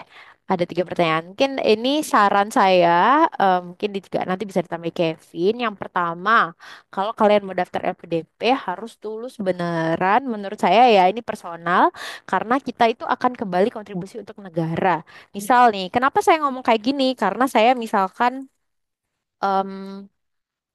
mana ya? Saya dulu tuh ngelis berapa sih biaya biaya negara untuk biayai saya full time. Oh, ternyata kalau saya studi 4 tahun tuh biayain 3 miliar kayak gitu. Kan kalian bayangin, 3 miliar kayak itu, bayangin itu duit sebesar apa gitu. Sehingga ketika saya poin nomor 1 tuh related ke poin nomor 6, 7 sorry. Karena ketika saya tahu, oh ini kan karena kan kita minta beasiswa ya, berarti beasiswa kan kaitannya sama dana. Ini bahkan untuk SPP aja misalkan ternyata saya 3 miliar gitu. Terus akhirnya saya ketika denger lagu Mars LPDP tadi, saya tuh ngerasa nangis gitu, kayak mau persiapan substansi kayak, aduh worth it, apa saya tuh worth it gak sih dibiayai segini, negara ngasih duit ke saya bisa nggak sih ngasih kontribusi yang lebih baik gitu. Jadi waktu saya kan persiapan substansi kalau nggak salah tuh 3 mingguan gitu ya. Nah itu em, apa namanya, salah satu indikator saya siap apa nggak mau seleksi adalah ketika saya sudah nggak nangis lagi dengerin video LPDP. Artinya saya udah ngemantapin saya secara apa emosional kayak gitu. Nah itu teman-teman beda-beda ya mungkin. Saya salah satunya gitu gitu karena kita harus nasionalis lah intinya begitu. Eh, Kemudian jadi yang perlu, jadi teman-teman saya juga punya tips ya. Kalau bisa kalian itu harus stoik. Mungkin pernah pernah dengar ya stoikisme gitu ya. Ada 2 hal yang harus diingat. Yang pertama, kita hanya bisa mengendalikan apa yang bisa kita kendalikan. Contohnya, misalkan, saya sampai nulis gini juga. Yang bisa kita kendalikan adalah jawaban kita, kemudian apa yang kita sampaikan, ya, ekspresi kita gitu ya, kayak gitu, intonasi dan sebagainya gitu. Jadi apa jawaban-jawaban yang bisa kita kendalikan itu yang harus kita concern. Tapi ada satu hal lagi yang penting, kalian jangan pikirin hal-hal yang nggak bisa kita kontrol. Contohnya apa? Interviewer mau nanya apa? Kita kan nggak bisa kontrol. Jadi nggak usah dipikirin itu sekarang, nanti aja gitu. Kalaupun, jadi kalian harus siap dari awal. Kalau saya udah siap dari awal ya.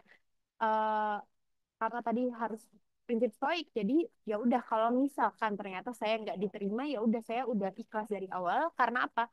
Karena oh mungkin kalau nggak diterima memang saya belum se-worth it itu untuk dibiayai negara gitu. Tadi kan sekali lagi nih biayanya besar kayak itu, mungkin mereka butuh sosok awardee yang gimana gitu, mungkin yang berbeda gitu gitu. Jadi harus ikhlas dari awal sih menurut saya. Jadi kenapa? Supaya ketika kalian jawab nanti, mental kalian tuh udah kayak apa ya, kayak semacam ikhlas gitu ya gitu. Jadi beneran ya kita di sini berusaha mungkin kita sebaik-baiknya, tapi kita nggak maksa kayak gitu. Gitu deh. Yaitu harus merenung dengan diri sendiri gitu. Kemudian yang kedua, pahami pedoman. Nah, itu persiapkan jauh-jauh hari, jangan mepet gitu.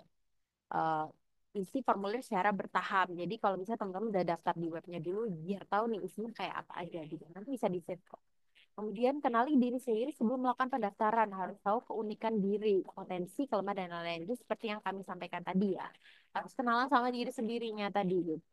Terus uraian antara CV dan wawancara sinkron gitu karena tadi akan ditanya ketika wawancara. Ini suara saya lebih jelas nggak? Halo. Ketika kita wawancara itu nanti ditanya latar belakang diri, esai sama kepribadian kayak gitu ya. Untuk tes substansi perlu mock up. Nah, ini bahkan saya kemarin Kevin, kamu mock up berapa kali, Vin? Ingat nggak? Ada mungkin 3 sampai 5 kali. Oke, 3 sampai 5 kali ya. Itu kan banyak ya, free-free kayak gitu mock up. Oke, kalau saya kemarin ada 10 kali karena saya pengen tahu POV atau pandangan orang baik yang dari farmasi atau bukan farmasi, terus ya gitulah. Ternyata ada kenapa? Karena kita butuh banget buat apa mock-up sama yang non farmasi karena mungkin ada kita menggunakan beberapa istilah. Misal saya bilang nih drug delivery system, nggak ngerti orang-orang kayak gitu. Atau saya bilang oh notifikasi kosmetika, mereka nggak ngerti notifikasi itu apa kayak gitu. Jadi dengan kita latihan kita tuh bisa bayangin orang lain tuh bisa ngerti nggak sih apa yang kita omongin kayak gitu. Jadi gitu deh. Kemudian buat versi jawaban sendiri jangan contoh template ya. Kadang ada teman-teman yang kalau kayak gini jawabnya apa kayak gitu. Nah itu jangan ya. Jadi mungkin bisa buat latihan tapi bisa mungkin kalian bikin Q&A sendiri kayak gitu. Saya awalnya ditemenin ChatGPT kalau belajar itu kadang-kadang. Cuma kadang mereka dia jawabannya kan nggak spesifik ya, jadi tetap harus dibenerin kayak gitu. Ketika nyusun esai, pastikan ada poin-poin penting tiap paragraf. Nah, ini penting sih. Kalau kemarin saya awal-awal tuh nggak, tapi ketika substansi baru nyadar, ini poinnya apa. Jadi saya menulis ulang esai saya gitu di buku supaya saya bisa highlight hal-hal penting. Bahkan ketika mau substansi saya kayak baca ulang, kayak intinya kita harus ingat apa yang kita tulis kayak gitu. Karena nggak mungkin ketika wawancara kita buka-buka esai gitu, artinya nggak hafal kayak gitu. Terus dengar Mars FPDP kayak gitu supaya kita pahami liriknya tadi. Nanti habis ini kita dengar sekali lagi baru kita diskusi ya supaya teman-teman tahu gitu ya, kita nggak main-main gitu, kita minta beasiswa gitu. Kemudian ini tadi ada pertanyaan ya, apa beda apply dalam negeri dan luar negeri?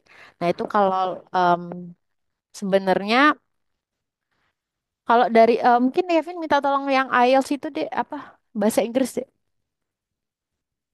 di depan ya.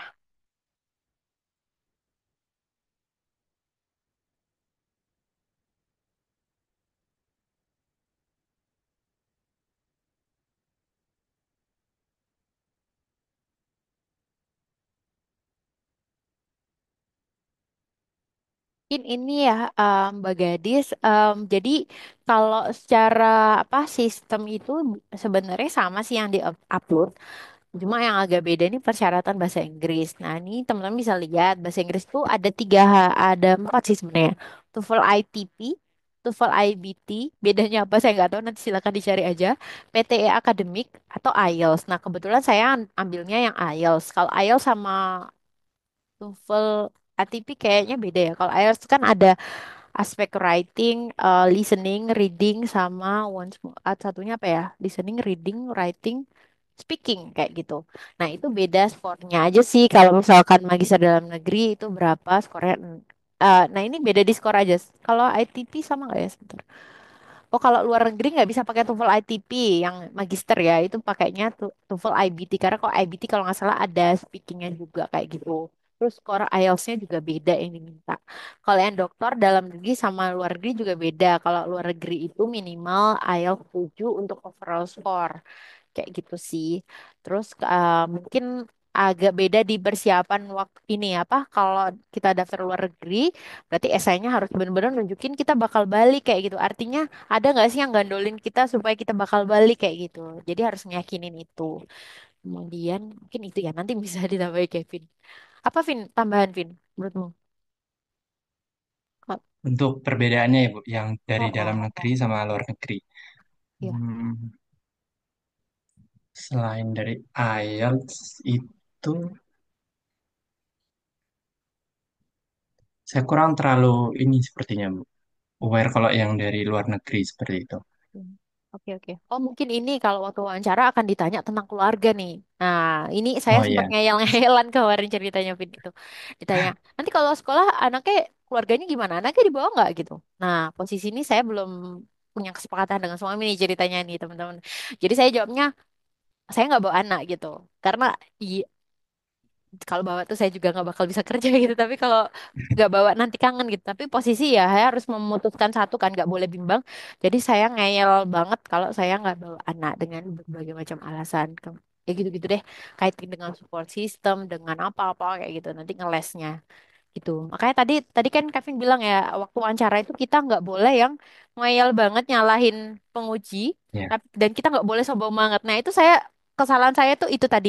Saya kayak agak ngeyel banget nih, saya nggak mau gitu. Tapi ya memang saya harus kayak gitu jawabnya. Sama sempet saya tuh ke ini apa? Sempat kepancing ya kayak nyebutin IPK kayak gitu. Aduh, saya takut dibilang sombong, tapi salah satunya itu adalah yang mau di highlight. Saya waktu itu memang ada pada suatu kondisi yang saya tuh belajarnya mepet kayak gitu sehingga saya bisa mendapat IPK segini kayak dengan beberapa alasan lain. Ya itulah, tapi ya udahlah, udah lewat gitu. Jadi kembali lagi ketika ketika selesai wawancara harus stoik, ya udah pasar aja gitu.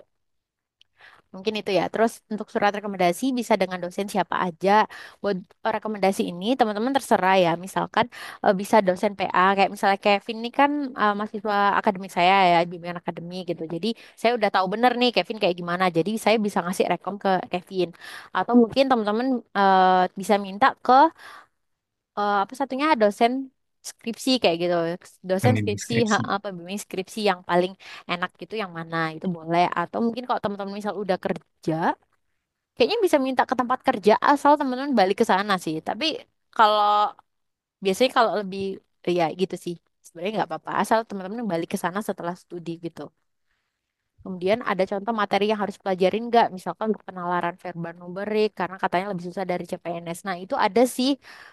Saya waktu itu kayak download-download gitu. Kevin juga punya ya paling ya, Vin ya kamu ya. Iya, Bu. Ah, ah. Sepertinya masih ada. Oke, karena memang susah, lebih susah dari tes CPNS ya bener. Nanti kalau mungkin, nah ini makanya kemarin saya tanya siapa yang mau daftar karena nanti kalau misalkan butuh bantuan nanti bisa kontak kita, nanti kita bantu share yang kita punya gitu ya. Meskipun memang latihannya nggak banyak, tapi saya punya kok beberapa berkas gitu. Waktu itu download di mana gitu, Telegram Pak. Itu terus itu sih pertanyaannya ya. Mungkin itu dulu ya dari kita. Kita dengerin. Kevin ada tambahan dulu nggak sebelum saya nyetel Mars PDP sekali lagi sama kita buka tanya jawab. Oh iya, Bu. Mungkin yang pas bagian tahapan ini aja sih, Bu, registrasinya ini. Kan kita mengisi di online form. Nah, itu sebisa mungkin kayak biodata diri, kemudian yang tadi yang banyak ini sebentar. Nah, informasi penilaian diri ini, itu sebisa mungkin kita udah siapkan benar seperti kata Bu Fia tadi, sudah disiapkan di Word atau Google Docs dan sebagainya. Karena di website LPDP sendiri itu nggak bisa kita tinggal terlalu lama. Dia nanti akan apa ya? Jadi ketika kita tulis di websitenya langsung, dia lama-lama nggak bakal kesimpan seperti itu. Jadi sebisa mungkin udah punya di Word, jadi tinggal kita copy paste seperti itu. Jadi nggak bisa ditinggal terlalu lama. Mungkin itu aja Bu Fia. Bener, dan jangan di hari terakhir. Nah, aduh, mau apa hari Jangan terakhir. mepet-mepet. Iya, ya. Hamin tiga lah gitu. Sama ini apa? Kalau bisa sih teman-teman misalkan eh, ini terserah sih. Kalian boleh juga kayak tadi persiapan esai itu bisa minta tolong di proofreadingin oleh teman yang pernah jadi apa pernah dapat beasiswa atau enggak biar ngasih POV mungkin ada tambahan atau gimana gitu. Terus ikut aja banyak online-online gitu kan seminar gitu ya, Vin ya kayak. Ya, benar, Bu. Kemudian mungkin Mas dan Mbak sudah pernah dengar tentang Mata Garuda seperti itu. Nah, itu Mata Garuda itu ada organisasi untuk LPDP dari tiap provinsi. Nah, itu ada Mata Garuda Jatim, kemudian Jateng dan sebagainya itu. Nah, kita bisa minta bantuan dari mereka-mereka, beliau-beliau itu untuk proofreading, bahkan untuk mock up interviewnya juga seperti itu. Jadi nanti bisa minta tolong dengan mereka-mereka seperti itu. Bisa dihubungi Ya ya betul ya. Yang lebih apa udah pengalaman ngurusin banyak kayak pengalaman. gitu. Ya, Kalau kita mah yang ngurus diri sendiri ya, Vin ya. ya Nah ini betul. makanya kemarin dadakan gitu kan. Jadi kebetulan ada yang mau apply gitu kan alumni. Ya udahlah kita sekalian aja sharing yang kita bisa kayak gitu. Cuma ya artinya kita nggak expert tuh nggak. Cuma kita cerita berdasarkan pengalaman kayak gitu. Wait wait. Mungkin kita dengar Mars LPDP dulu ya. Kevin stop dulu ya habis. Boleh. Biar semangat kita dengar lagi gitu. Artinya apa? Cuma ini sih teman-teman biar semangat aja ya. Sebentar ya. Mana tadi? Um,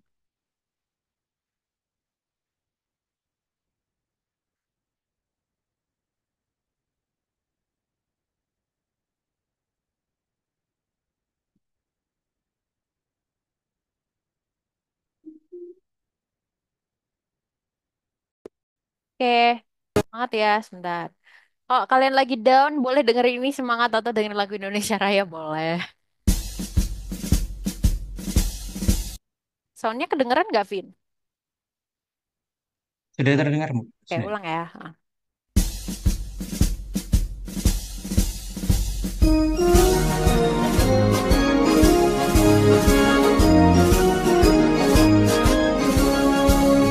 Bawa kepakan sayap sang Garuda yang berlandaskan kepada Pancasila. Integritas mengabdi, profesional melayani, bersama LPDP membangun negeri. Langkahkan kaki dengan pasti tanpa ragu, harumkan nama tanah air Indonesia. Merah semangatmu, putih hatimu, pemimpin yang dinanti bumi pertiwi. Hai bumi, dengarkan cerita kami, Satria cendekia siap berkarya. Beragam peran, satu tujuan, bersinergi membangun Indonesia. Berkeadilan, berdemokrasi, menjadi bangsa yang terus berinovasi, melahirkan pemimpin masa depan, raih Indonesia gemilang. Majulah, semangatlah jaya. Hmm, Itu. Oke, semoga semangat ya. Oke, teman kita sudah cuap-cuap.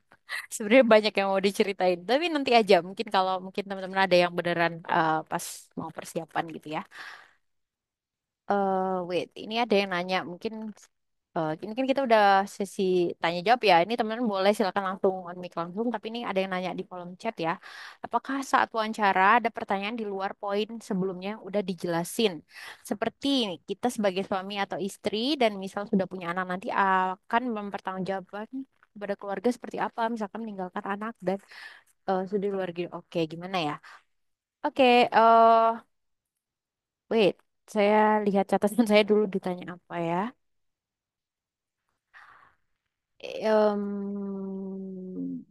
Nah, keluarga ditinggal yakin. Kenapa nggak ikut suami aja?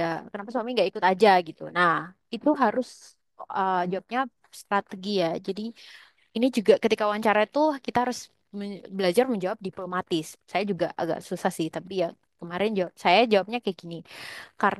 Jadi kebetulan suami saya kan juga award di LPDP, tapi dia dalam negeri. Jadi dia pasti nggak mungkin dong bisa selesai studi dia langsung ikut saya. Jadi dia harus kontribusi. Jadi itu satu poinnya kuat. Yang kedua adalah yang saya tekankan itu adalah hasil diskusi dari suami. Sementara ini seperti itu. Meskipun kita tidak tahu apakah nanti mungkin akan ada perubahan atau bagaimana, tapi untuk saat ini saya keputusan kami bersama. Jadi harus kayak keputusan bersama gitu loh, Dek, nggak yang keputusan sepihak kayak gitu. Bahwa ini keputusan terbaik gitu untuk eh, saya pergi dulu seperti itu. Gitu sih. Jadi yang ditekankan itu adalah versi kekeluargaan. Jadi kita nggak melupakan tanggung jawab kita untuk keluarga. Nah, terus juga kalian bisa ngomong kayak gini. Nah, kita juga tahu bahwa perkembangan teknologi sangat ini ya canggih ya sekarang ya jika maksudnya artinya ketika kita jauh artinya kita nggak berpisah gitu. Tapi kan kita ada juga bisa video call, bisa kayak gitu-gitulah. Pokoknya dikasih argumen yang kayak gitu. Nah, itu juga untuk membuat pertanyaan jawaban seperti itu juga saya nggak langsung sepemikiran gitu deh, cuma harus brainstorming juga kayak gitu. Itu mungkin lagi lanjut. Kevin belum bisa jawab karena Kevin belum nikah ya. Ya, Fitri. Iya, belum, betul. Oke oke. Fitri Fitri silakan Fitri. Iya, Bu, izin bertanya, Bu. Saya ada tiga poin pertanyaan di bagian penilaian diri, Bu. Jadi itu kan saya tuh bingung antara naruh di weak point hal yang diajarkan ke diri sendiri, pengalaman kurang membanggakan sama kesalahan kan itu kan kayak semuanya tuh weak point ya, weak pointnya kita. Tapi saya tuh bingung gitu, naruhnya itu gimana dan apa ngebagi itu ke poin-poin itu gimana gitu. Sama yang kedua itu perbedaannya antara penghargaan prestasi sama pengalaman yang membanggakan. Jadi itu kalau penghargaan itu apakah pada saat kita bekerja atau pada saat kita kuliah itu masuknya nanti ke prestasi atau bagaimana. Sama yang ketiga itu deskripsi penilaian diri itu apakah minimal 3 poin? Soalnya kemarin tuh saya sudah sempat submit, belum yang saya simpan sih Bu, tapi saya tulis itu cuma 1 poin, tapi saya deskripsikan gitu. Itu aja. Oke. Makasih Bu. Iya, Kevin jawab dulu, Vin. Nanti saya nambahin ya. Saya sambil buka form saya dulu. Oh ya, izin konfirmasi dulu ya Mbak. Tadi itu eh, tentang kelemahan ya. Iya benar. Kelemahan menjadi 3 poin. Ini saya sambil baca punya saya juga ya Mbak. Nah, untuk saya pribadi itu kelemahannya tidak menjadi 3 poin langsung. Jadi kayak dibikin satu paragraf gitu, tapi ada kelemahan saya disebutkan yang pertama apa, kemudian yang kedua apa, dan yang ketiga apa. Nah, baru di paragraf kedua itu solusinya, Mbak. Jadi kelemahan yang pertama saya ini adalah misal tadi perfeksionis, itu solusinya seperti apa. Kemudian yang kedua ini kelemahan saya yang kedua adalah apa seperti itu. Jadi bukan yang langsung maksudnya poin-poin ini, tapi bisa dibuat dalam bentuk paragraf seperti itu, Mbak. Kalau dari Bu Fia mungkin bagaimana, Bu? Iya, eh kalau nggak salah kan ada maksimalnya berapa ya? Kalau saya memang sengaja saya bikin poin-poin. Saya tapi sejujurnya nggak ikut seminar, nggak ikut apa-apa ya. Pokoknya saya ngerjainnya versi ini ya. Gitu. Jadi memang saya bikin poin-poin. Kalau artinya apa? Mungkin kalau saya bisa saran, sebaiknya disebutkan lebih dari satu. Kenapa? Karena menunjukkan kalian tuh beneran kenal sama diri kalian. Kalaupun mau dideskripsikan, itu jangan terlalu apa ya, kayak cerita yang nggak kurang kurang penting atau kurang penting adanya di situ yang tidak bisa apa ya nggak pengaruh ke penilaian juri gimana ya.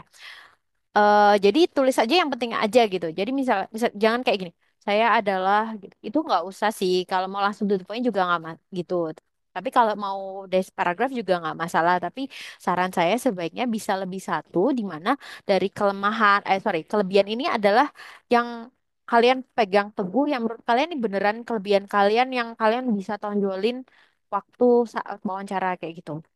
Kalau kekurangan juga mungkin nggak harus tiga ya, dua boleh gitu sih. Tapi sebaiknya lebih dari satu, artinya kita tahu kekurangan kita apa, tapi hati-hati jangan yang kalian nggak bisa defense gitu loh deh. Nulisnya jangan sampai yang kalian nggak bisa defense. Karena kalau saya kemarin nulisin kelemahan, saya juga nulis namun misalnya nih, saya prokrastinator. Saya suka kerja mendekati deadline, akan tapi saya ingin kerjaannya itu ini bagus. Tapi saya juga ketika prokrastinator itu saya juga lihat bobot kerjaan dan prediksi waktunya gimana. Namun saat ini saya sudah memperbaiki kelemahan tersebut dengan membuat deadline lebih awal. Jadi kadang kan ada kayak fake deadline gitu ya istilahnya kayak gitu. Kalau buat orang prokrestinator perlu kayak gitu. Itu Fitri. Kemudian tadi Kevin Fitri nanyanya ini ya bedanya kelemahan, pengalaman kurang membanggakan, kesalahan ya. Kalau nggak salah. Ya Fit ya. Iya Bu. Fit, jawab Fit. Jawab. Nanti saya tambahin. Ya, untuk yang pengalaman kurang membanggakan.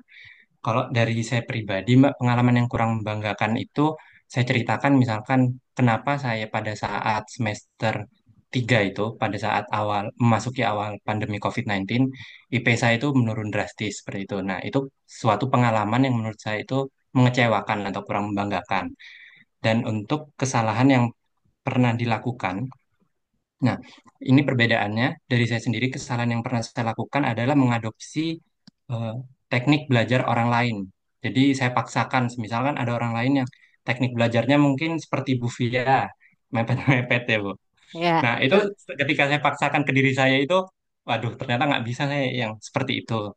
Nah, itu mungkin sedikit perbedaannya, Mbak. Jadi pengalaman yang kurang membanggakan yang sudah pernah kita alami itu apa pengalamannya, kemudian untuk kesalahannya. Nah, ini bisa disambungkan dengan pengalaman tadi. Jadi kesalahannya itu apa sebenarnya? Seperti itu, Mbak. Mungkin Bu Fia bisa lebih rincinya ya, Bu. Ya, oke. Iya, Fitri nanya gitu saya jadi overthinking nih. Apa bedanya gitu? Sebentar, saya sambil buka ya. Sebenarnya pengen banget sih nge-share apa yang udah ditulis cuma ya tadilah balik lagi ke situ. Oke, kalau kekurangan tadi jelas ya terkait personal kita dengan diri kita, di mana eh, tadi udah jelas lah ya kelemahan kekurangan. Pengalaman tuh ada dua, membanggakan sama kurang membanggakan. Membanggakan adalah apa yang membuat kita bangga yang artinya ya kita data bangga. Kalau kurang membanggakan itu apa yang kita pengalaman melakukan sesuatu, tapi itu kurang membanggakan, tapi itu bisa memberi pelajaran untuk diri kita gitu. Jadi itu. Jadi harus dikaitin sama gitu. Kalau kurang membanggakan dengan ini ternyata ada Vin, kesalahan yang pernah dilakukan selama belajar atau bekerja ya tadi judulnya. Soalnya kamu di sini selama kuliah kayaknya nggak ada di PPT. Jadi pengalaman kurang membanggakan dengan kesalahan yang pernah dilakukan selama belajar atau bekerja itu apa kayak gitu. Kalau menurut saya pengalaman kurang membanggakan itu related ke diri kita sendiri. Jadi menurut kita itu ini kurang membanggakan kenapa gitu. Misalkan saya tadi ikut project tapi saya itu udah ngikutin kebetulan proyek nasional ya kan tulusnya susah gitu. Saya juga misalnya waktu itu baru pertama ikut gitu. Ternyata nggak keterima. Itu kan menurut saya kurang banggain karena ya gimana gitu. Ya kan tiap orang standar berbeda ya. Tapi saya di sini ada flexingnya gitu. Jadi kayak ada nunjukin tapi bisa loh akhirnya saya tuh keterima kayak gitu. Jadi meskipun itu kurang membanggakan tapi itu mengajarkan ke diri saya oh berarti kita nggak boleh pantang menyerah kayak gitu. Artinya ada pesan-pesan yang mau kita sampaikan gitu. Kalau kesalahan yang pernah dilakukan selama bekerja atau belajar itu beda lagi. Kalau eh tapi kalau contohnya Kevin tadi agak mirip ya. Ini karena kan itu kamu ngadopsi ya selama belajar. Kalau misalnya jawabannya selama belajar, ini sebenarnya bisa personal atau bisa ke ini ya, apa related ke orang lain ya. Kalau tadi yang Kevin jawabnya kan Kevin SKS gitu maksudnya ya, kamu belajar SKS. Ternyata kamu nggak bisa gitu. Ya, Nah, itu bisa sih. Tapi itu kan nggak ada kaitannya sama itu kamu kan nggak membanggakan, maksudnya nggak berkaitan sama kan beda ya. Kalau pengalaman iya, tuh kayak ke suatu insiden atau gimana, mungkin teman-teman bisa Fitri bisa cari namanya tuh STAR method. STAR tuh apa ya kepanjangannya? Vin ingat nggak? Situation, task, action, R tuh apa ya? Result ya. Kamu pernah Ya, belajar tuh kan? riset, Heeh, ya, result. ya, saya lupa, Bu. Ya, Iya ya. cuman untuk yang pengalaman kurang membanggakan tadi itu memang pengalaman yang sudah pernah kita alami itu. Kalau kesalahannya itu baru yang tadi saya sebutkan, Bu. Kesalahan yang pernah dilakukan selama berkuliah itu, selama kuliah itu yang mengadopsi teknik belajar itu, Bu. Oke. Oke, ya ini. Jadi ketika kalau mau ceritain tentang tadi yang ngisi formnya itu kalau bisa pakai form ini ya, konsep ini ya, situation. Jadi kan cerita pengalaman. Jadi tentang apa? Terus tas tuh kamu tuh sebenarnya di situ pengalaman tuh mau ngapain, kemudian action yang kamu lakukan apa. Tapi kalau bingung nggak usah wes itu nanti itu sebenarnya ini tips buat substansi. Saya balik lagi ke yang tadi. Kalau tadi Kevin kan buat ini ya terkait belajar tuh berarti kaitannya personal. Nah, ini bisa personal, bisa keluar juga. Kalau saya kemarin contohnya gini. Intinya saya pernah miskom sama rekan kerja gitu deh. Terus ya orangnya kurang terima kayak gitu. Padahal ya saya tuh tipe orang yang nggak mau cari masalah ke orang lain kayak gitu. Jadi menurut saya itu kesalahan saya sih. Mungkin waktu itu kebetulan lagi pandemi. Jadi kan juga ya intinya ketika kesalahan yang perlu dilakukan selama bekerja itu kita tahu apa sih kesalahan kita kayak apa yang menyebabkan kita melakukan kesalahan itu dan apa yang kita pelajari dari kesalahan itu gitu. Agak beda sih. Mungkin ini personal ya. Mungkin kalau Fitri mau nanti tunjukin aja jawabanmu apa Fit nanti mungkin kita atau saya bantu cek ya ini udah oke nggak gitu. Kalau tugas di luar lingkup itu jelas ya tadi ya bedanya. Mungkin itu ya Fit yang untuk tadi ya Fitri ada feedback nggak? Iya, Bu. Udah agak ada apa? eh Sebenarnya masih bingungnya tuh kayak gini. Apa? Kesalahan itu apa Hmm. ya, Bu?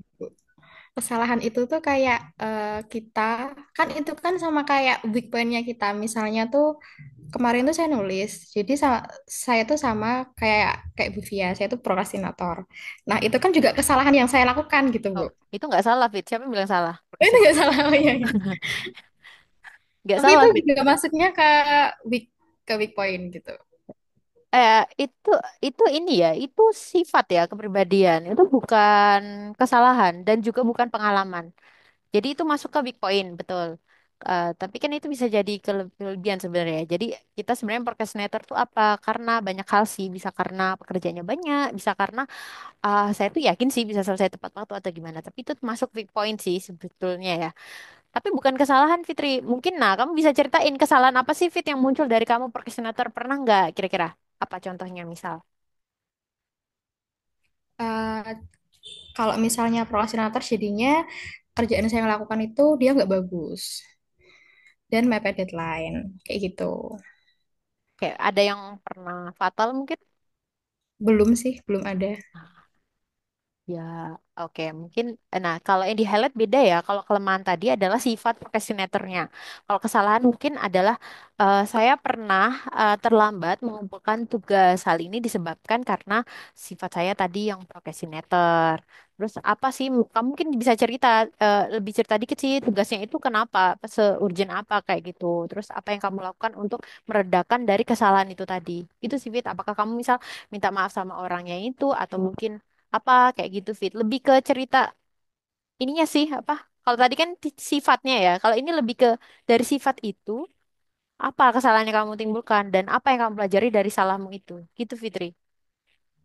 Oh ya, paham. Oke kalau masih Coba bingung nanti nanti. saya cek lagi.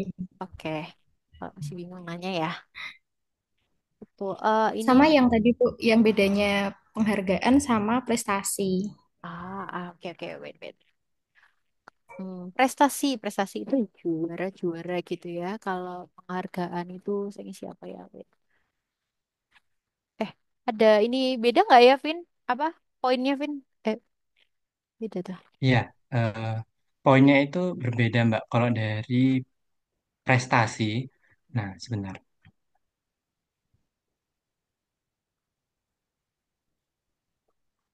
Bentar ya, sambil buka sebenarnya juga. ya, ini saya baca buka dahulu.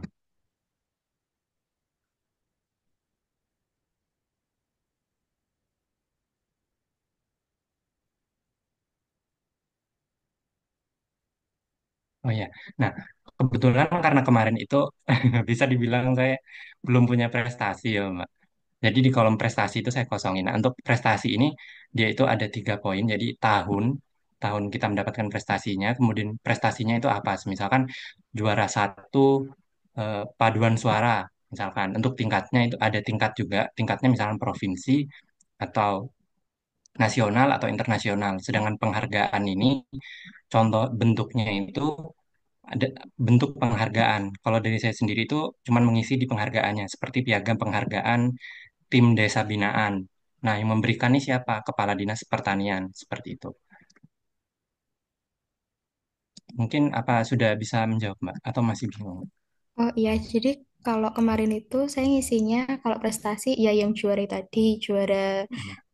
sedatif itu sama kalau penghargaan itu saya isi pas waktu saya bekerja. Jadi pada saat bekerja saya mendapatkan penghargaan karena sudah sampai di target dan growth yang diinginkan perusahaan gitu. Iya, kurang lebih seperti Seperti itu, itu Mbak. ya. Ya, Ah, Mungkin iya, baik, terima kasih. dari Bu Fia Tambahin, mau tambahin. tambah.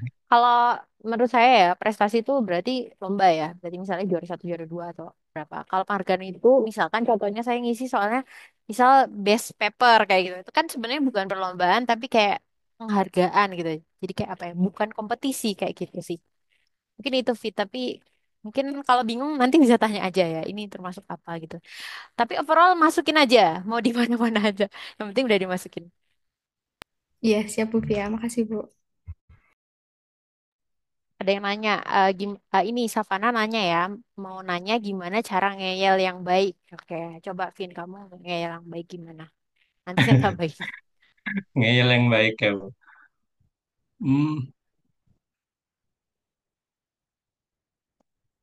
ketika tahapan substansi, sebenarnya mungkin cerita dari awalnya itu, saya awalnya kan sering lihat di YouTube, ada orang yang mock up seperti itu ya, Mbak. Nah, ternyata setelah saya interview, itu berbeda pertanyaannya. Jadi yang bisa saya simpulkan adalah kita nggak bisa nih 100% menyamakan antara interview tiap orang itu bakal sama pertanyaannya. Jadi nanti apapun yang akan kita waktu itu perkenalan, diminta perkenalan. Nah, ketika diminta perkenalan, saya menyebutkan beberapa kelebihan saya atau prestasi saya. Nah, itu bakal menjadi pertanyaan lanjutan seperti itu. Nah, jadi untuk bagaimana cara ngeyel yang baik sebenarnya, mungkin dari awal bisa kita pelajari dulu yang akan kita omongkan seperti itu.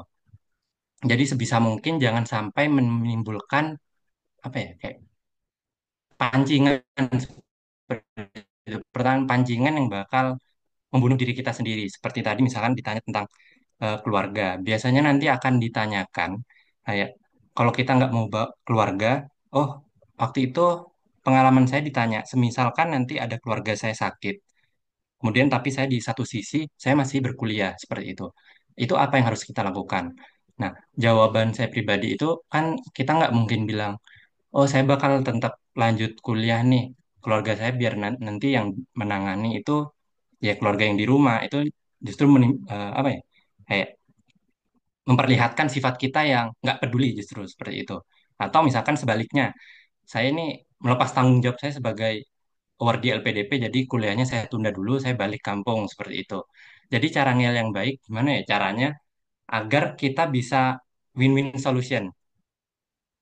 Bisa satu sisi bisa misalkan saya untuk sementara saya misalkan meminta tolong keluarga terdekat untuk membantu keluarga saya yang sakit. Kemudian apabila saya sudah menyelesaikan tugas saya di kampus seperti itu, saya izin misalkan berapa hari atau seminggu untuk balik eh, istilahnya menjenguk keluarga saya seperti itu. Jadi kalau dibilang cara ngeyel dengan baik itu sebenarnya jangan sampai apa ya ketika ditanya balik nanti kita itu tetap kekeh dengan jawaban kita, nggak mau apa ya mencari solusi yang baik seperti itu, Mbak.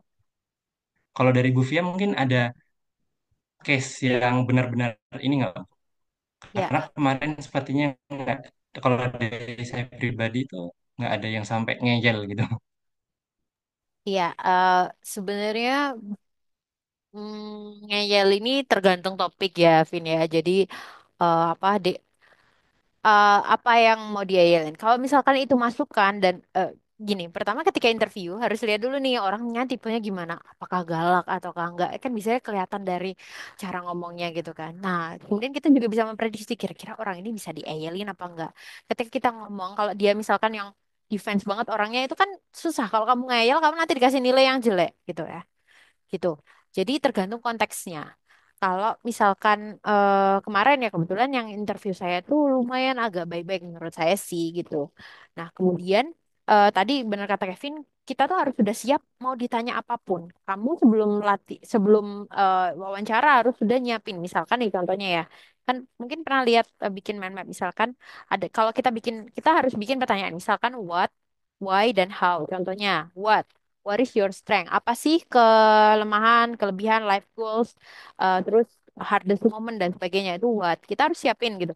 Why gitu. Why kamu study di prodi ini? Why di univ ini kayak gitu. How? How itu how to adapt. Misalkan gimana cara kamu adaptasi misalkan di luar negeri atau how to contribute gitu. Intinya kita harus sudah metain banyak banget pertanyaan. Saran saya ditulis di buku gitu ya supaya apapun pertanyaannya kita udah siap. Dan kita juga tahu mana tipe pertanyaan perlu kita ngeyel dan mana yang enggak ya. Misalkan contoh yang tadi yang saya tuh bawa keluarga itu udah nggak bisa.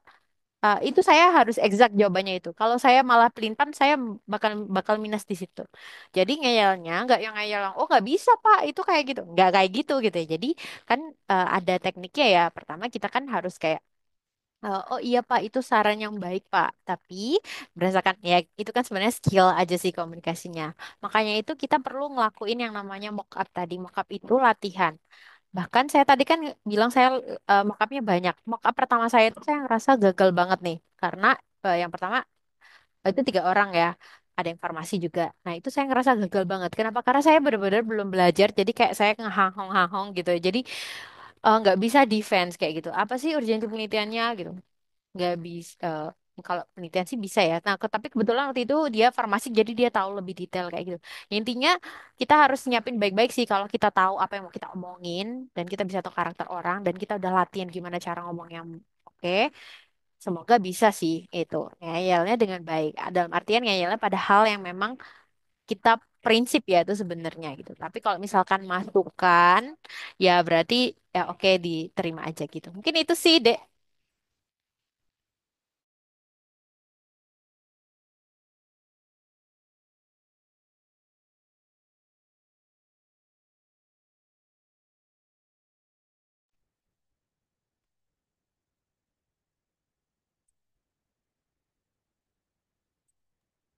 Oke,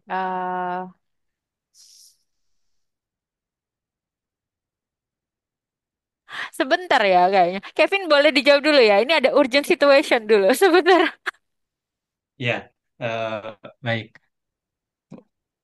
Untuk ini ya, Mbak Savana. Jadi kemarin gagal di substansi, kebetulan daftarnya interviewnya itu dengan si jalan. Ya, mungkin kalau dari Mbak Savana sebelumnya apakah sudah ada persiapan nih Mbak, kayak memilih magis farmasi klinik ini, magister farmasi klinik itu sebelumnya apakah udah punya LOE ya Mbak? Tujuan dari tujuannya ini yang di luar negeri, universitas apa seperti itu Mbak?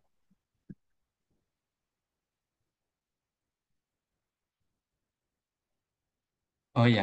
Nah, jadi kan ketika kita mendaftar beasiswa reguler ini belum tanpa LOE, jadi kita itu kan harus memilih tiga tiga prodi ya, Mbak.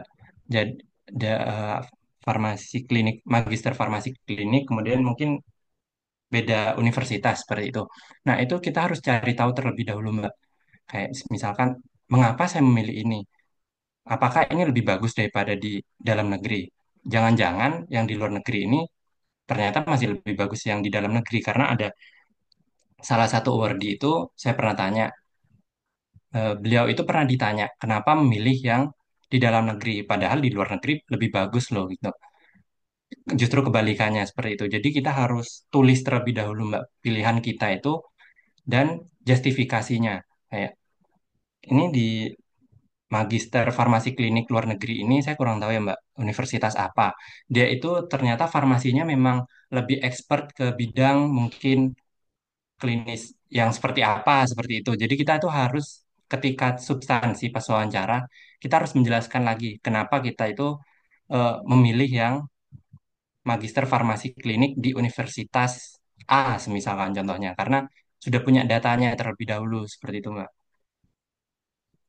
Cuman ya tidak menutup kemungkinan tadi kalau eh, interview interviewernya bilang itu dikasih ujangan lebih baik di dalam negeri, mungkin bisa saya sampaikan juga jadi pertimbangan lagi nanti pada saat batch selanjutnya seperti itu. Mungkin kalau dari Bu Fia apa pernah dapat pertanyaan seperti ini juga ya Bu untuk yang di luar negeri? Oh, ini ya ditanya. Kenapa kok di luar negeri gitu ya? Iya. Ya nggak di dalam Oke. negeri. Ya, kenapa di luar negeri? Oke, tadi seperti saya bilang, kalau saya tadi saya akan nge-mapping di dalam negeri situasinya seperti apa gitu ya. Gitu. Dan ada Savana juga harus nge-highlight di luar negeri ini. Mungkin kamu bisa on mic nggak deh? Kalau misalnya kamu mau bisa cerita lebih detail. Jadi di luar negeri ini gimana? Apakah memang topiknya nggak ada di Indo atau gimana gitu? Savana bisa on mic nggak? Kok nggak bisa nggak apa sih? Ya itu tadi, pokoknya kita harus punya data dulu. Jadi kita gampang nge-counternya ya. Kalau kayak gini misalnya nih, saya kan nggak tahu nih kasusnya Savana gimana. Tapi kalau dari sini kan kayaknya lebih baik di dalam negeri. Kalau misal,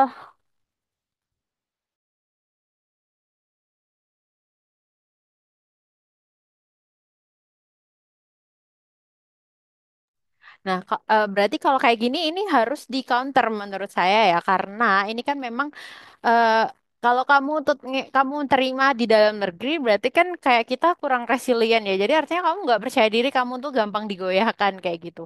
Nah kalau kasusnya seperti ini, kita nggak boleh, tapi kita nggak boleh asal nge-counter. Kamu harus siapin data dulu. Kenapa sih kamu pengen keluar negeri itu? Kamu harus menunjukkan apa sisi positifnya. Misal ya contoh, saya nggak tahu kalau yang mungkin S2. Kalau setahu saya contohnya misal nih, oh saya tuh pengen penelitian di bidang ini karena di bidang ini tuh belum ada di Indonesia atau belum banyak.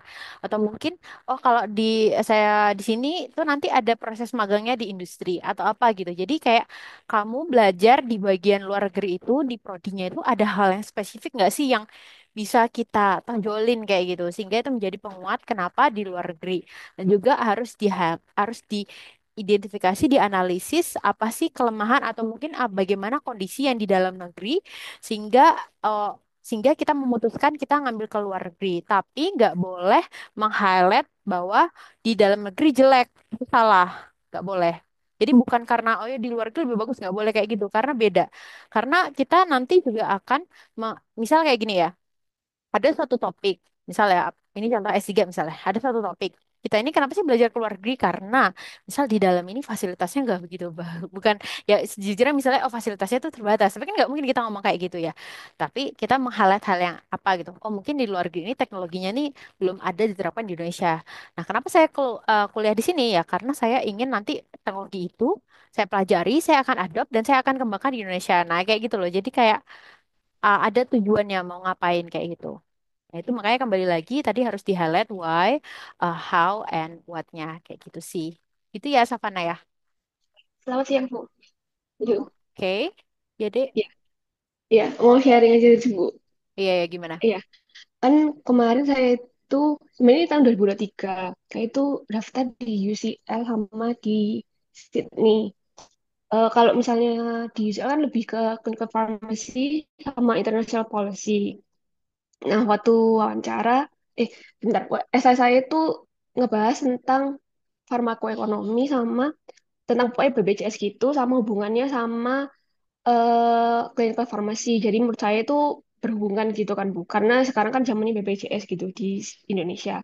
Nah, saya itu nah gitu terus kemudian saya waktu wawancara kan saya pasti juga nge-highlight bahwa saya ini akan belajar tentang international policy di mana saya itu akan bisa tahu dan membandingkan eh, apa ya policy di luar negeri atau di negara-negara lain maksudnya.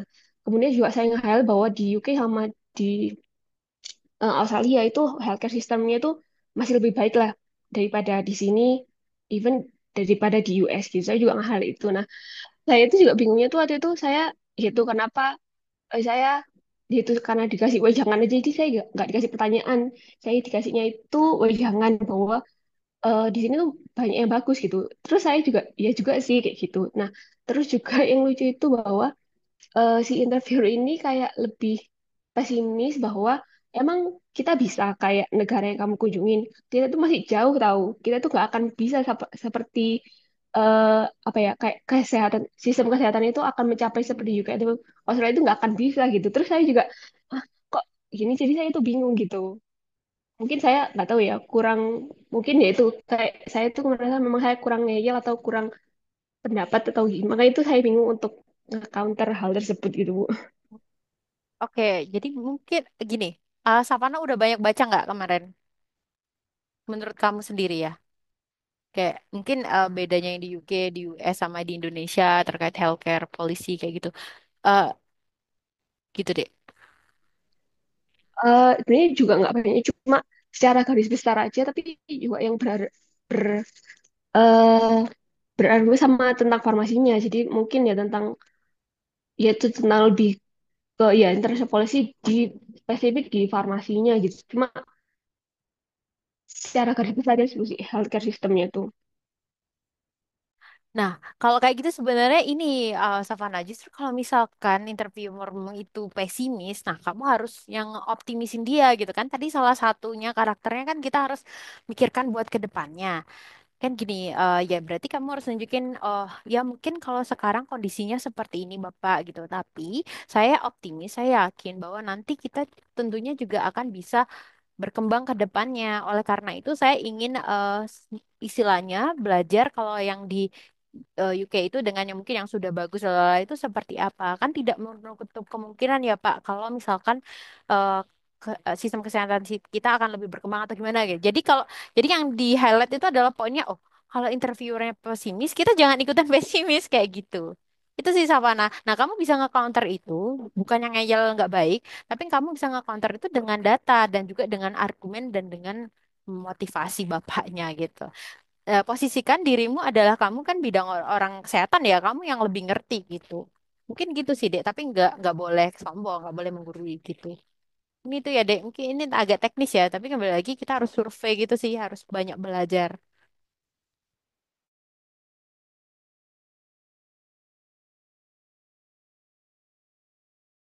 Mungkin lanjut ke Sapana, oke, aman?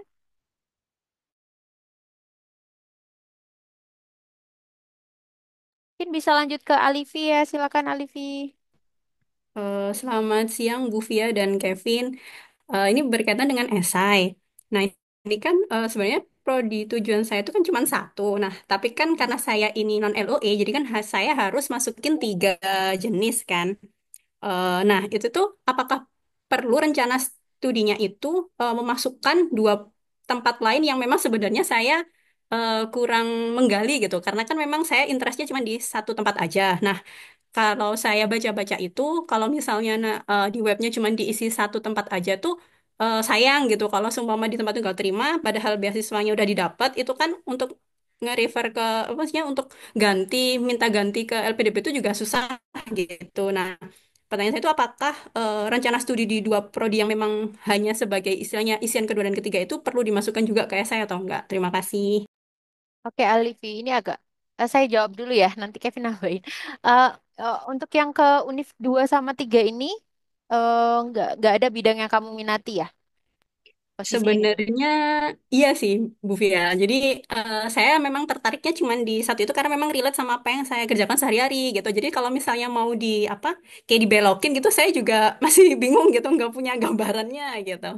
Oke, mungkin nanti sebenarnya bisa sih kamu menurut saya ya, kamu bisa nge-highlight yang pilihan pertamamu, tapi kamu bakal jadi pertanyaan kayak ini. Kalau misalnya kamu emang minatnya di prodi yang pertama nih, di univ yang pertama, kenapa kamu nggak daftar yang LOE? Pasti tanya kayak gitu kan. Kemudian eh, Oh, kalau ah eh iya ya, gimana ya ngomongnya ya kalau ini ya. Nah, kelemahan saya adalah saya suka ngeblank ketika saya ngomong di tengah-tengah, jujur aja itu. Jadi saya tadi udah kepikiran tiba-tiba saya ngeblank gitu. Tapi menurut saya sih kalau ketika interview itu Alifi setidaknya harus pernah kontak sama pembimbing atau mungkin sama dosen yang di yang di kampus tujuan, sehingga kayak apa ya? Nunjukin kamu udah agak siap meskipun sekarang jalur LOE non LOE, tapi nanti waktu wawancara itu kayak nunjukin kamu udah siap buat yang ke Uni satu. Itu menurut saya sih. Tapi nggak tahu ya menurut Kevin gimana, karena ya kalau S3 kan emang agak ini ya apa gitu. Tapi kalau S2 ya gimana Vin? Iya. Kok sebenarnya kasusnya mungkin mirip dengan kasusnya saya pribadi. Jadi waktu itu saya itu ada 3 pilihan, dan pilihan pertama itu yang saya minatin tadi, ilmu biomedis. Jadi pas di esai saya, jadi itu yang saya highlight selalu biomedisnya. Namun saya itu lupa, ketinggalan bahwa saya juga ternyata memilih 2 pilihan lain seperti itu, Mbak. Dan ketika substansi wawancara itu ditanya, kenapa kamu memilih 3 ini? Dan di situ saya baru sadar, oh iya ya, saya ternyata menulis waktu itu 3. Dan di esai itu saya tulis cuma satu, seperti itu. Jadi ngeblank di pas wawancara itu, tapi kita diminta, apa ya, Mbak? Kita diminta buat kenapa kamu milih 3 ini, padahal dari pilihan tiga dari ketiga pilihan ini semuanya itu jurusannya nggak sama seperti itu. Jadi itu harus dikaitkan. Nah, mungkin bisa belajar dari pengalaman saya. Jadi kita harus dipersiapkan terlebih awal dulu gitu, Mbak. Dari 3 pilihan ini kita harus sangkut pautkan terlebih dahulu. Apa sih kesamaannya dengan yang kita kerjakan? Mungkin tadi kan dikerjakan sehari-hari ya, Mbak, seperti itu. iya betul. Karena nanti pas di substansi atau wawancara itu akan ditanya lebih detail lagi, jauh lebih dalam. Kenapa kita milih 3 itu? Walaupun pada kenyataannya saya di akhir itu justru ganti universitas setelah dapat seperti itu. Mungkin itu dari saya. Oh, jadi kalau dari saran dari Bu Fia sama Kevin, mending, maksudnya tetap saya highlight satu aja di esai, tapi saya punya persiapan untuk ketika misalnya Allah takdirkan untuk saya lolos sampai substansi, itu akan apa namanya ngelesnya, istilahnya ngelesnya ke apa? Ngelesnya ke beliau-beliau si pewawancara itu bisa sesuai, maksudnya beliau itu oh ya udah deh nggak apa gimana ya macam meyakinkan kalau memang nomor satu itu memang minat saya dan 2 ini pokoknya sebagai apa ya cuma sebagai penghias bukan penghias juga sih maksudnya gimana ya pokoknya gitulah bingung ngomongnya. Iya, Gimana Vin? kalau kalau dari saya, saran saya pribadi, ditulis ketiga-tiganya, Mbak. Walaupun yang di-highlight nanti yang pertama, pilihan pertama, tapi tetap ditulis semuanya, Hmm, ketiga-tiganya, disangkut nah pautkan. kalau yang di highlight yang pertama berarti kayak misalnya itu kan saya kan udah memang riset di yang pertama itu mata kuliah apa yang akan mendukung kontribusi saya. Terus misalnya dosennya itu beliaunya itu namanya siapa yang memang mengajar mata kuliah yang saya minatin kayak gitu kan. Nah, kalau yang untuk pilihan kedua dan ketiga apakah perlu di state sampai sedetail itu atau cukup misalnya nih kan kalau saya tuh juga kurang masih belum mengenal lebih jauh untuk di pilihan kedua dan ketiga karena kan memang maksudnya tidak belum belum minat ke situ. Jadi kalau saran dari Mbak Fia atau Kevin di highlightnya itu sejauh apa gitu untuk universitas kedua dan ketiganya? Oke, saya coba jawab dulu ya. Oke, karena Oke. tadi itu saya kurang relate karena kalau misalkan kalau S3 kan posisinya misalnya saya tadi, apalagi kalau di LN itu kan saya nyari topik yang sama, misalnya prodi yang sama meskipun beda negara gitu. Tapi kasusnya kalau di DN itu kan yang available di country kita kan di negara kita. Jadi gimana kalau misalnya minatnya ke sini tapi yang lainnya tuh nggak nyambung gitu ya. Jadi gimana? Oke, kalau saran saya ya. Bener kata Kevin tadi, di essay harus ditulis semuanya. Nggak boleh kamu kayak nomor 2 sama 3 tuh kayak buat tambahan tuh nggak. Tapi kamu harus mencari benang merahnya. Caranya gimana? Kamu misalkan sukanya bidang apa? Nah, kamu buka nih di univ yang kedua sama tiga ini, dosennya siapa aja. Atau kamu cari research topiknya, itu apa aja backgroundnya. Pasti ada yang nyambung dikit lah. Misalkan nih, kamu sukanya apa?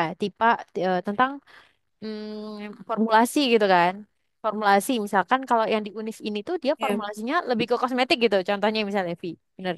Mm-mm, mm-mm. Nah di univ lain apakah beneran nggak ada kosmetiknya atau gimana Vi? Kamu udah Iya Bu lihat Fia tuh? betul. Nggak ada beneran. Kalau mungkin dari research background dosennya. Mungkin ada Bu Fia, tapi saya kayaknya kalau kalau kalau yang ini kan kalau saya kan lebih bukan ke klinis ya Bu Fia, lebih ke apa namanya lebih ke farmasetika sebenarnya. Mm, Mungkin mm, sebenarnya bisa di apa ya? Kalau yang di Unerit, kalau yang di pilihan pertama itu kan memang kayak lebih spesifik banget gitu kan. Nah mm, mungkin nanti mm. coba saya cari benang merahnya di univ kedua dan univ ketiga ini jalur ya apa yang mirip-mirip lah istilahnya memper ya kalau orang Jawa bilang tuh memper gitu. Jadi nanti bisa apa namanya? Dicari benang merah dari yang univ 1, 2, 3. Jadi seumpama memang apa ditanyakan saat apa namanya wawancara itu bisa di counter dengan baik gitu. Oke, ini kebetulan saya nge-review ya. Kamu univ 2 3-nya apa? Udah ada nggak? Apa belum? Udah, Apa? Bu Fia. Apa? Jadi Gak rencana apa-apa saya itu nyebut kan aja. yang pertama UNER, Hmm. yang pertama UNER, yang kedua itu UGM, yang ketiga itu UI. Oke, ini kalau kemarin saya ya, Vi, saya Mhm. ngelis yang saya nyebut univ ya, ITB, Iya. UGM, UNER, sama UI. Saya ngelis 4 univ itu, saya lihat riset unggulannya apa di bidang farmasetika sama dosennya siapa aja, S3-nya di univ mana sama bidangnya apa. Kalau tadi kamu misalkan contohnya Mhm. UGM ya, itu ada kok, Iya. maksudnya ini saya juga nulis, kamu nano apa enggak? Ini ada. Kalau di UGM itu ada dosen namanya Bu Dr. Khadijah, sama ada namanya tuh.